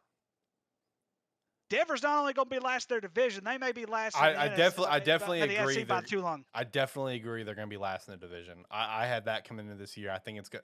I still think LA can be number 1, KC 2, and that'd be very, very, very close. And then Vegas be 3. All 3 of those making it to the playoffs. Vegas barely squeaking in though, as like the 7th seed. But that's my take on the AFC West. Yeah, Vegas' defense can't give up what they did against the other night against Kyler Murray. They can't do that. Yeah. See, this might be a hot take and a half right here, but I think this Denver Broncos team would be better than they are now if they would have kept Teddy Bridgewater. Yes, I agree. Yes, I agree. He would have been perfect for this. No, instead you're going to choose. I mean, even that's the thing. Even Teddy Bridgewater, I mean, he was one of those guys who never really got that legitimate shot. It was more of here's a little bit of leftover. Let's just see what you do with this. But when our starter comes back, you suck. We're going to kick you out no matter where you decide to go to. So no, yeah, I agree. That's not a hot take for me at all. I said it before. Russell Wilson's a mediocre quarterback. It's plain and simple. He's proven it. I respect the fact that he won a Super Bowl. Should have won 2 of them. He should have. 1,000,000%. But I mean, instead of handing it to your one of the best running backs we've seen in the NFL in a long time, in Marshawn Lynch, Pete Carroll says, "Why don't you just pass the ball in that packed up middle right there?" Made no sense to me whatsoever. But yes, that to me that's perfect, Jacob. That is perfectly well said, done. Teddy Bridgewater goes back to the Denver Broncos right now. Get rid of Russell Wilson. It's over. Done. Said and done. Over. Honestly, even give me Drew Lock over Russell Wilson at this point. Yes, because it's Drew Lock had the same QBR rating as what Russell Wilson did last season. The same QBR. It was like 86 point something, which is not great, but but at least Drew Lock can, he can actually play a true quarterback position other than like Russell Wilson. I mean, I don't understand it. I don't understand why they gave him all the money. I understand he's a big name, but he's not a big player. That's just all there is to it. Those are some interesting takes. I'm here for it. I like it. They're better off. Hey, here, I'm going to go on record saying that they'd have been better off with Tim Tebow than what they would with Russell Wilson. Let's calm down on that one. Let's calm down on that one. Tebow did take them to the playoffs. Yeah, I know, and he won a playoff game. But he also had like 46% completion in his career. So, I mean, I'm just saying. Steve agrees with you guys, they wouldn't bring him on as a quarterback. They'd bring him on as a tight end. Oh, right. Yeah, okay. Yeah. Gotcha. See, Jacob gets where I'm coming with. Yeah, are you guys even to the point where you're going to think that like that Kendall Hinton, whatever, that started at quarterback and emerged at quarterback last year, they're better off with him too? The replacement. It's time to get the movie The Replacements going. Oh, Replace everybody from the Denver Broncos. Just replace them all. Or if they had a running back like Henry, Steve said. Steve also agrees with you guys on Teddy Bridgewater. Todd's in 100%. Tyler also said earlier, 2 weeks I'll have to defend myself like Floyd Money Mayweather and explain why I don't want Buffalo or Penn State to actually win something. Tyler, just shut the fuck up. You're not a true fan. Turn in your fan card for every team. I don't want to hear sports out of your mouth ever again. Tyler, I've had a headache for 3 straight days, man, and you're just making it even worse. You're making it even worse, man. I don't understand this. I don't understand. Why do you want to suffer? Do you see what me and Jacob have to go through year in, year out? Or me? Suffer with the Dallas Cowboys and Alex with the Chicago Bears. Why are we fans of shitty teams, people? Why? Why can't we just get one playoff win? One Super Bowl, please? Why? Oh, man. He also then went on another, Davis Mills rant. I deleted one of the messages because I don't want that in the chat. I have some BC cherry that you can have. All right, there you go. There's your BC cherry right there, Tyler. There, BC cherry right there. All right, yeah. All right. All right. Any other games that I missed? Are we good? Are we ready to hit picks now? Tampa Bay, New Orleans. We didn't talk about Tampa Bay, New Orleans, but who gives a shit? Yeah. Who cares? All right, let's look at standings real quick for NFL. Tyler is on top, and he's really trying to flaunt that. But I mean, I'm letting him have his moment before I have Zach curse him. Or if he continues to really flaunt it and throw some long neck stuff, I'll just change all of his picks and make him go, winless. I mean, I have the power to do that. So I mean, test me, Tyler. Put long neck in that chat one more time and see what happens to you on the leaderboard, my friend. But no, he is at the top right now, 32-13. Steve coming in second at 28-17. Then we have multiple people, including myself, Ricky, and Shane, all at 27-18. Jacob, you're at 25-20. Brady at 22 and 23, and I'm not even counting the other guy anymore because he didn't put the picks in. So obviously he's last. So my guy Brady coming in dead last right now. That's unfortunate. So that is for college football standings. Let's go ahead and start hitting some picks here as well, which I do have some music that I can play like the old days. All I did was take the stream starting music and just threw it on the board here. I don't think you guys can hear it, but I can, and I guess that's what matters. But so can the other people, and that's also what matters, is that other people can hear it. All right, so I'm hitting the music. We can get through some picks here. Let me pull them up. We got more games this week than normal. We're going away from the 15 pick formula. I've actually got 20 games. I just threw on some extra to just kind of round it off here. But we got some pretty good games this week. I'm really excited for it. So let's start going down the list. Starting off with Coastal Carolina and Georgia State. The undefeated Coastal Carolina versus the completely defeated Georgia State. But this is a very close line right now. It's Georgia State plus 2.5, and Georgia State is even favored on the ESPN Power Index with like a 53% chance to win. Pretty, Georgia State may be defeated, yes, but it's been some. Look at their losses. So who you guys got in this one? Georgia State just lost to Charlotte. That's a really, really bad loss. Like that's terrible. That's really, that's really not very good at all. Coastal Carolina is not the team that they have been. We've seen them. We've seen them. Of course, they squeaked by Army, Gardner Webb, and Buffalo. They really haven't had a tough schedule. Would not surprise me if Georgia State wins this football game, though. It would not surprise me one bit. I'm gonna roll the dice and say Georgia State gets their first win. Okay, I'm gonna rock Coastal Carolina. I like it. I like it. Let's go Panthers. I picked this game for a reason to be on the docket. I think Coastal Okay. Carolina is going to be knocked down a few pegs. Nice. All right. Next up, West Virginia hitting up Virginia Tech. West Virginia has had some moments of flashes. They haven't looked super great. Virginia Tech they're working on it. How are we feeling about this one? This little rivalry coming back. West Virginia hasn't played the Virginia teams in quite some time, so this is nice to see. Yeah, Virginia Tech, they have that one loss to Old Dominion that still hangs, this really still hangs in the balance. And of course, West Virginia, losing to Kansas, which, Kansas is just, really giving us just a throw around. I'm not used to Kansas being undefeated starting off the year. 2007 To Jayhawks, me right baby. now, I think West Virginia right now is the better team. I'm going to say West Virginia. I'm going Mountaineers, yep. Yep, let's go Mountaineers. And since we chat about it, Duke and Kansas, let's go Jayhawks, baby. We are not the same Jayhawks. Let's go. I'm going to ride with this team all year long. I always pick out one random team that I just kind of ride with, and this is going to be my team this year. Last year, I think it was Virginia and someone else, but I don't remember who. But this year, it's going to be Kansas. Let's go. Usually I ride with Duke because when was this? I think it was it 2 or 3 years ago, maybe 4 years ago when they played in the ACC championship game. It just came out of nowhere, but I think Kansas wins this game. Duke has usually had Kansas's number in basketball, and I think they will have their number in football. Blue Devils is going to win this one. Ooh, okay. That's All right. respectable. That's respectable. Next up, Minnesota and Michigan State. How we feeling, boys? Michigan State, I mean, they had one bad game. They're back at home this week. Minnesota, we never really know when it comes to Minnesota. That's true. You never know. And that's the thing. I hate picking Minnesota games. It's the same with Notre Dame. I pick Notre Dame to win, they lose. I pick Notre Dame to lose, they win. That's how I felt about Chicago last year. Right. I see. I'm gonna go with Michigan State. I think Michigan State rebounds this week. I love Tanner Morgan, the quarterback for Minnesota. I absolutely love his field general mindset, and I love his arm. I think that Minnesota, they're having a little bit of an off year, maybe this year.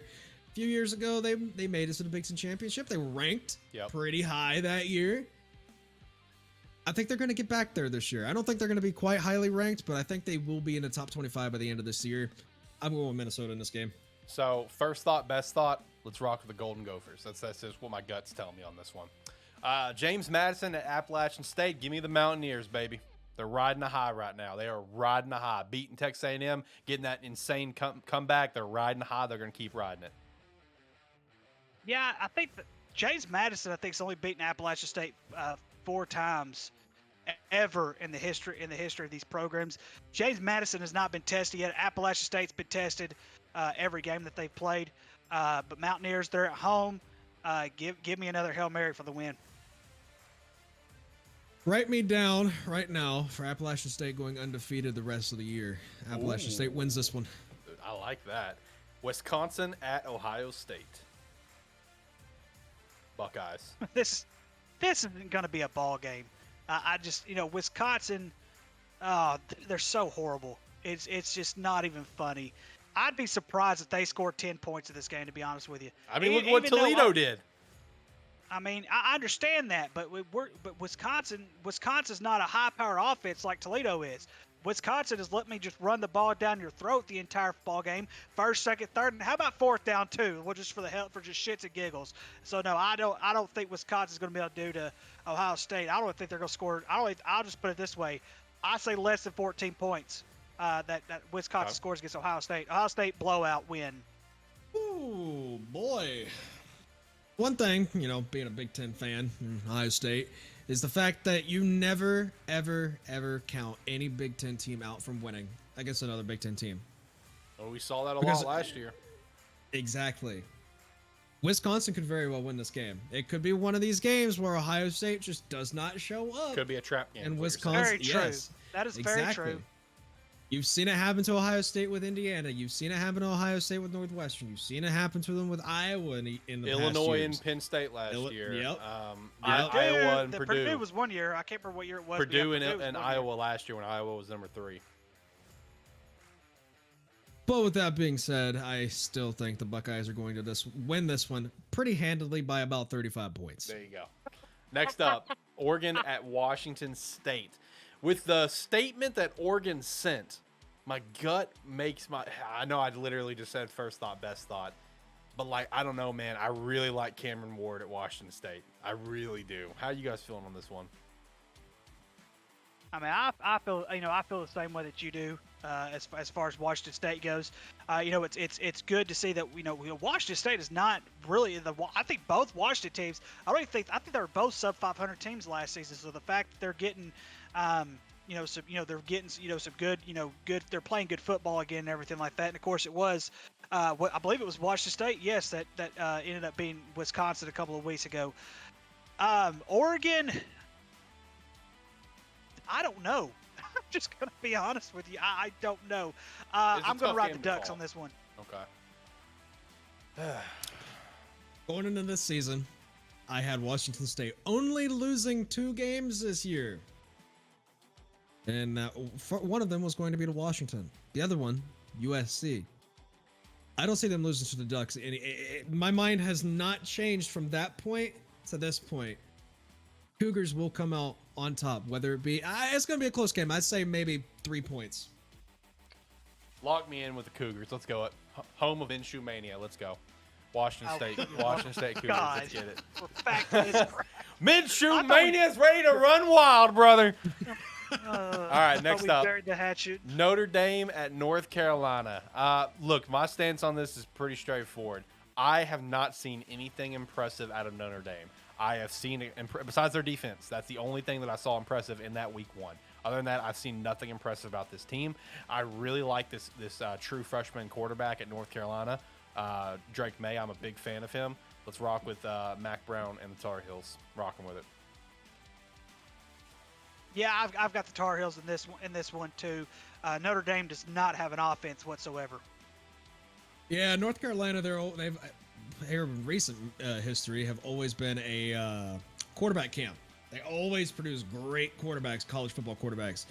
And Notre Dame doesn't have a defense that can withstand a passing game like North Carolina. Tar Heels are winning this one. Next, Baylor and Iowa State. I think this is going to be a pretty good game. This is one of the ones I'm looking forward to watching this weekend. How you guys feeling on it? Yeah, Iowa State, I think right now, I think we could say Iowa State has the better defense right now. And I see here, I'm trying to think of who, let me look and see who Iowa State has played. So I know who Baylor's played so far. Iowa just played Iowa State played Iowa last week. I don't remember who they played week 1. Yeah, Baylor. Let's see. Week 1 was Southeast Missouri State. No, we're surprised there. They did play Ohio last week, so they kind of had a week off compared to what Baylor did. Like I said, I think Iowa State's actually favored in this game. They are. I think Baylor, just to me, when they lost to BYU, they kind of that's a real big setback for them. Right. Which kind of I think they're going to be a little depleted. They're going to be banged up. I'm gonna take the Cyclones. I'm gonna take Iowa State. I think I'm feeling Baylor on this one. I think they're gonna bounce back, keep rocking. Yeah. Baylor's gonna win this one. TCU and SMU, another game. Like, this line is dead ass even right now, I think. So this is another one that might be interesting to watch. I think I'm gonna rock with SMU on this one. I like the play that I've seen out of them more than I do what I've seen out of TCU. Yeah, TCU hasn't been the same in a long time. True. I mean, I just they need to really build back up with their program. So give me the Methodist to win this one. Oh man, I'm just gonna go out on a whim here. I'm just gonna guess on this one. It's probably gonna be TCU that wins this. I love SMU. I love what they did last year and the year before, but TCU is gonna win this one. Arkansas and Texas A&M Southwest Classic. So, one thing the Aggies have really not done very well at all is moving the ball offensively. They have not done a very good job. They don't score. Are they going to score against Arkansas? A little bit. But I feel like Arkansas's running game, they're going to do the same thing that they've been doing. Give me the Razorbacks to win this game. Okay. I think I'll rock with Arkansas as well. Oh, there's going to be a lot of people that hates me, but I'm going with the Aggies for this one. I mean, you can take And that your up next and week. your and your reasoning, sir. Well, for one, that's Texas A&M. That's a very, very hard place to play.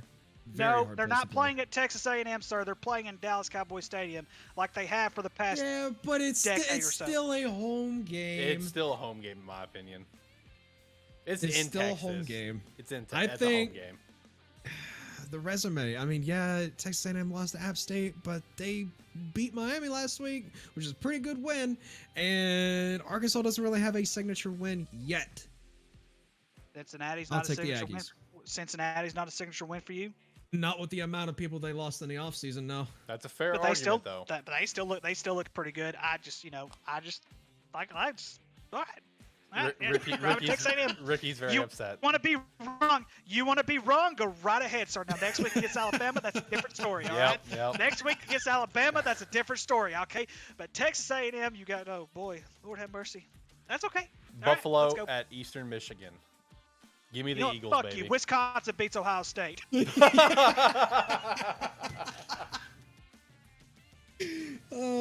I'm sorry. What was the next game? Buffalo at Eastern Michigan. Give me the Eagles. Man, both these Mac teams game. are sorry. Both these teams are sorry, but Eastern Michigan wins this game. Eastern Michigan just got that dub on Arizona State that got Herm Edwards fired. Yeah. Arizona State's the Vanderbilt of the Pac-12. They're horrible. Buffalo's only lost one game by more than a one score. Buffalo is such a good team, but they're 0-3. I think they're probably one of the better 0-3 teams in the country. Like Georgia State. Yep. I'm taking Buffalo on this one. I like it. I like it. So, Ricky, who'd you say you were picking? Eastern Michigan. Okay. Texas at Texas Tech. I want to pick Texas Tech, but I don't know. A safer pick is obviously Texas. Yeah. According to Tyler, Texas is back. The safer pick is definitely Texas.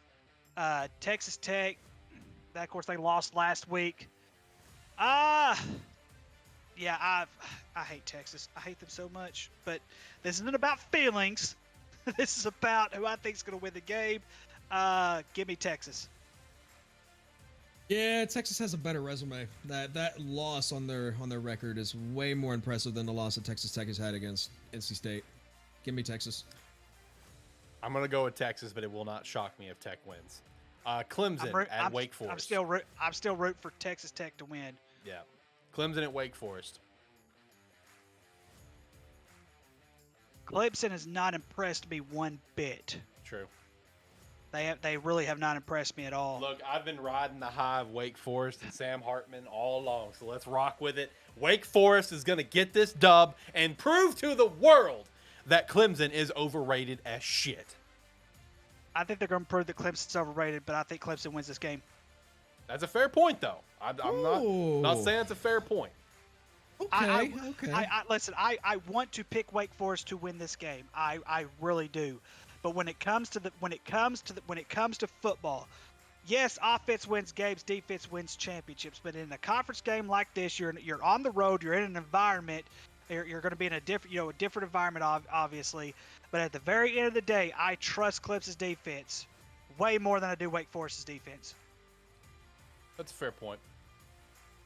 A few weeks ago, Vanderbilt was undefeated going into the week, and I picked them for a betting line for Vanderbilt to win, and they lost to Wake Forest. They didn't just lose; they got trashed against Wake Forest.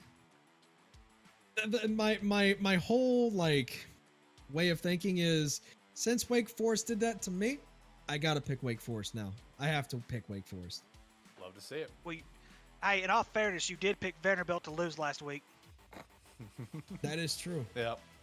All right, Las Vegas at Utah State. Utah State is.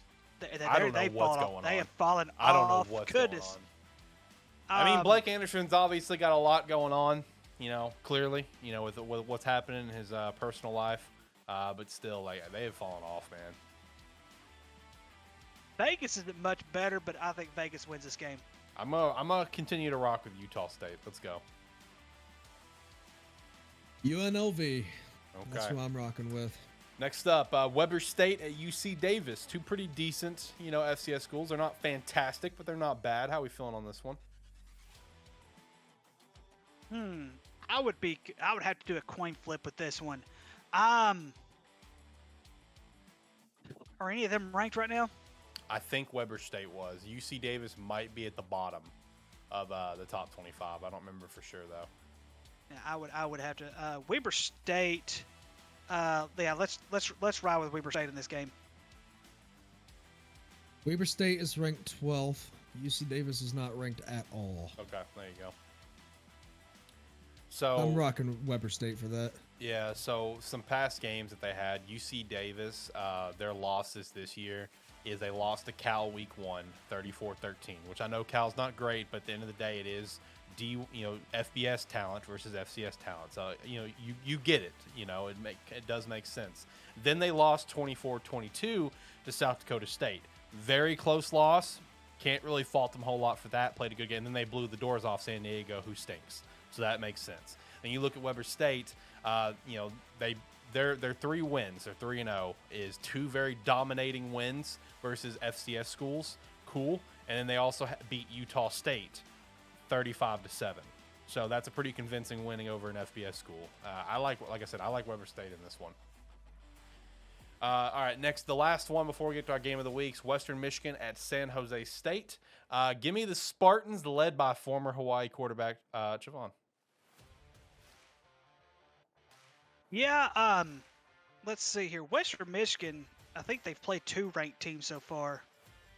Defensively, they've been okay. San Jose State, I believe they're 1-1. Yeah, they lost to Auburn a couple of weeks ago, and Auburn just wasn't that great. But they did play okay. Give me San Jose State. I'll take the Spartans. Like it. I'm rocking with the Western Michigan team. Like it. I like it. All right, FCS game of the week. It's a no-brainer. Honest to God, it is a no-brainer. South Dakota State at Missouri State. 2 of the best teams in the FCS, 3 and 4 respectively, going head-to-head. Or 2 is it 2 and 4? Yeah, no, South Dakota State, is it 2 or are they 2? Either way. 2 top 5 teams going head-to-head. This is a no-brainer. I think I'm going to rock with the Jackrabbits on this one. Yeah, Jacob, so I feel your pain when it comes to getting screwed by some certain teams, and I rode with South Dakota State to beat Iowa in week 1, and obviously their offense was depleted. A lot of it had to do with their tight end, Tucker Kraft, he's still out. He's going to be out for a while. Missouri State, they have every right to come in hyped up from this game. The one thing that's going to determine this game is if Missouri State could stop South Dakota's run game, which I don't think they're going to be able to do. I'm going to go with South Dakota State. Would not shock me, though, if Missouri State wins. Won't shock me either way who wins here, honestly. Yeah, I'm rolling with Missouri State after that fantastic game they played against Arkansas last week that they should have won. I'll be honest, they should have won that. All right, next up, FBS game of the week. This week we got it lined up with Florida at Tennessee. Give me the Vols on this one, man. I'm just not impressed with that Florida offense. They played great against Utah, yeah, but have just fallen off the face of the planet since, especially against a terrible South Florida team. Give me the Vols on this one. I like this Vols team a lot. Yeah, usually you could throw record books out when it comes to this game because usually Florida has dominated this series over the years, even with some of the good teams that Tennessee had, some of the terrible teams that Florida's had, and vice versa. However, this Florida team is not very good at all. Give me the Vols. Yep, I have to agree with both of you. Let's go Vols. All right, and finishing things off in beautiful fashion, we have the terrible game of the week. Let's go, baby. Hawaii at New Mexico State, 2 of the worst teams in FBS. Give me the Warriors. Go Bows. So let's see. The Bows got their first win last week against the With Canes. no passing touchdowns. Here we go. We're shackling ourselves. We're holding back for everyone. We don't want to unleash this power. Led by, who could arguably be like the Brett Favre of college football. Oh. Hey, look, man, Timmy Chang, man, before whoever passed him, Case Keenum, he was #1 in FBS in yards. But on the flip side, he was also #1 in FBS in career interceptions. He's the Brett Favre of college football, baby. Let's go. Taking New Mexico State. Oh, man, come on. Nah, I'm not picking Hawaii 2 weeks in a row. It's not going to happen. Oh, come on, man. Yeah, looking at New Mexico State's who they played last. I mean, they played 2 Big Ten teams and lost handedly. So screw it. And hang on. I'll take New Mexico State. I'll take them. I'll take New Mexico State. In all fairness, Hawaii did lose handily to Vanderbilt. Wow. Are you putting Vanderbilt up there with Minnesota and Wisconsin? Relax. I'm for sure not. Relax. All right. Let's hop over to NFL. Tyler's on the top of this one as well, 19-13. Steve at 18-14. Jacob, you're 17-15. Ricky, 16-16. Me, Brady, and Shane, all 14 and 18. And then Iggy, who, for the record, is not missing picks. He's submitting his picks. He's bad. I'm sorry, Iggy. I love you, guy. I love you, but you're 8-24. Like, what are we doing? I love you, my guy, but you're gonna have a climb. Let's to put it lightly. You're gonna have a climb. All right, let's run through some NFL picks. Get out of here because I am hungry. All right, starting things off. Thursday Night Football. Pittsburgh at Cleveland. Pittsburgh came off that loss to New England. Cleveland obviously had their loss with Brownie the Elf on the field losing to the Jets in hilarious fashion. I think I'm going to rock with the Steelers on this. I think the Steelers and Mike Tomlin still get the Browns number.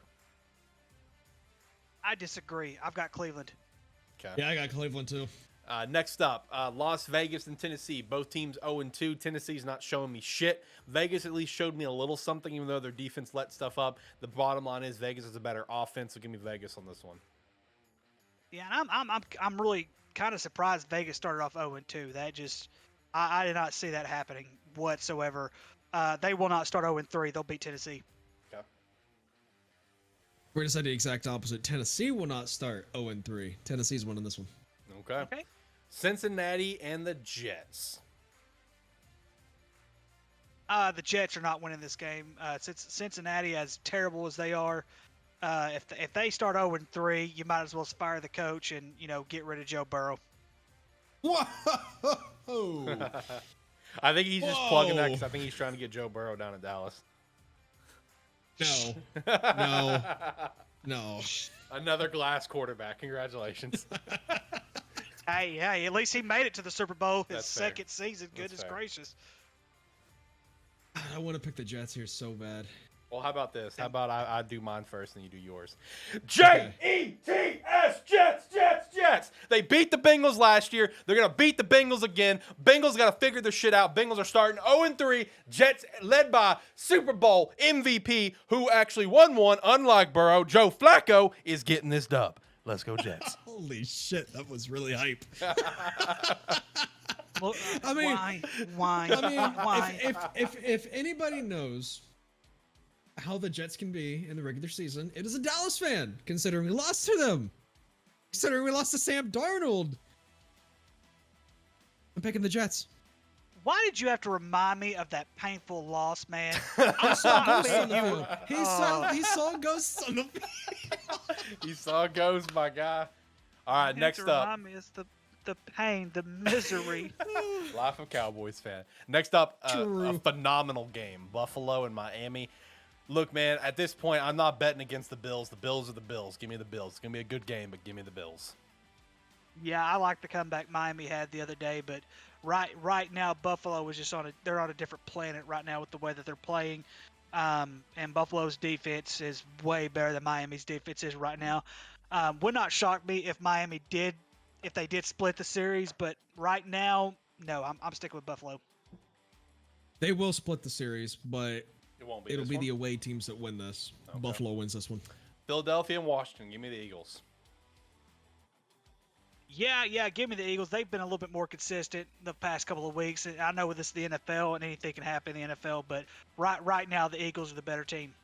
I threw out a statistic earlier today that Carson Wentz, I think, is either number 2 or number 3 in the passing yards for the league. Give me Washington. Ooh, spicy. I like it. KC and Indy. Give me KC. No brainer, KC. Yeah. Houston at Chicago.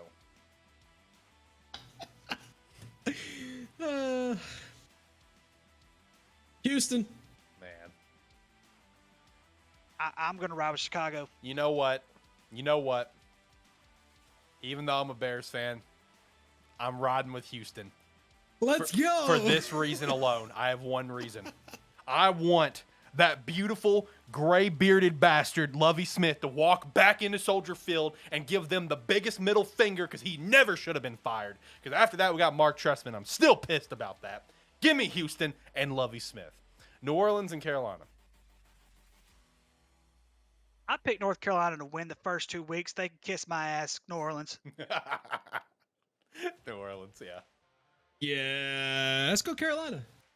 All right, Baltimore, New England. Give me Baltimore. God bless. Lamar Jackson's on another level. Like, yeah, they lost, obviously, to Miami, but Lamar Jackson is still just on another freaking planet right now. Give me Baltimore. Yeah, New England's also on another planet. It's just not the planet that Baltimore's on right now. Right. Even though this is a New England, I've got Baltimore. I hate to break it to you guys, but I'm going with the Patriots. I mean, that's fair, though. That's fair. Yeah. Detroit and Minnesota. I really want to ride Detroit. I really want to as well. I want you know to what? ride Give Detroit it to me. this game. Give me the Lions, baby. Let's go Lions. Screw it. Detroit Yeah! over Minnesota. Let's go Lions. Let's go. All right, Jaguars and the Chargers. I think the Chargers are going to have a bounce back game. They played well. They dropped the ball in some capacities against KC. I think they're going to have a bounce back game. Give me the Chargers. Yeah, it would depend on if Herbert's ribs are okay. That's also if right. he can play 100%. If he can't, I see Jacksonville actually taking this one. If he can, Chargers will win this one handedly. Do we know his status? Because that could change my pick right now. Because Day to the day. Jags defense is I like this defense. Is officially day to day as of this morning. I'm gonna stick first thought, best thought. Stick with Chargers. Yep. All right, Green Bay and Tampa. Tampa's defense the first couple of weeks has done very, very well. I know that Aaron Rodgers had this bounce back. Aaron Rodgers does not win big games. Tampa Bay. Yep, let's go Tampa Bay. I'm gonna rock with the Packers. Just a gut feeling. Rams and Cards. The Rams have not really impressed me the first 2 weeks. Neither have the Cardinals, but the Cardinals had an impressive comeback win the other night. I'm going to rock Arizona. These two teams are very underperforming for what they did last year. Very, very underperforming. We'll go with the Rams. Give me the Cards. All right, next up, the Battle of the Sucks. Falcons and Seahawks. But you know what? Falcons hasn't looked terrible the first 2 weeks. They can't close a game to save their life, but they haven't looked bad.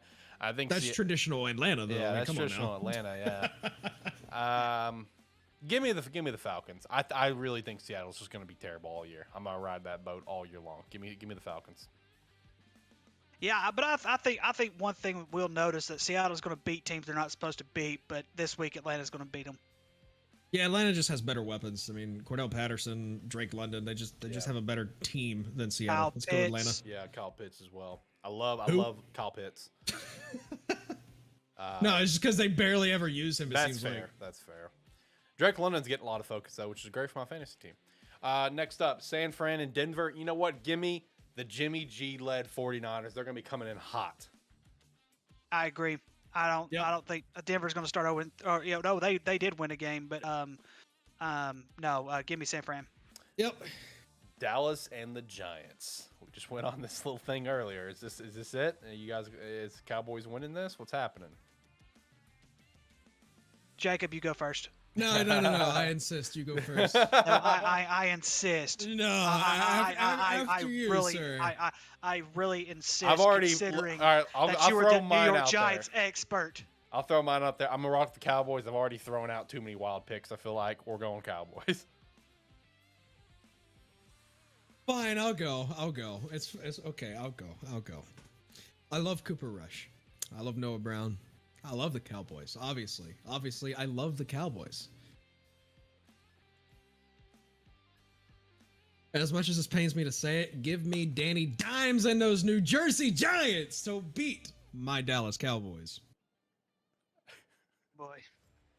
Shout out to Steve. He clipped the moment that I picked the Packers and put it in the chat. He titled it as "Looks Like It Hurt His Soul," which is fair.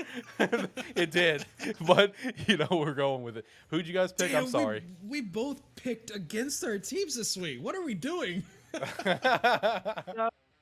As much as I love this Cooper Rush comeback, I really do. I'm going to agree with Jacob. Giants get it done. Oh, okay. I'm going to agree with Jacob. Giants get it done. Man, As much as it pains me, because deep down in my soul, I just want to shout hallelujah to the good Lord himself to please let the Dallas Cowboys be good. But I prayed that prayer for so long, and God has a sense of humor. He just looks down at me and says, "It's not gonna happen." not today. Giants win this. Giants start off 3-0. Oh man, that's funny. All right, I feel like that gets to the end of the show here. I feel like we hit everything pretty well. We talked about a lot today. Great episode, great conversations, great reactions. Loved it. So boys, anything else you want to chat about? If not, I'll hit the music and we'll work our way out of here. Let's hit the music. Let's head out. Let's hear it. All right, boys. Last thoughts. Shout them out. I hate Ohio State. It's gonna suck when Arkansas loses this week. What if we both lose? If we both lose this I week, can't wait man, for Tuesday. we're gonna. then. This is what we're gonna do next week, Alex. Me and Jacob are gonna be like this, and we both suck again. Why?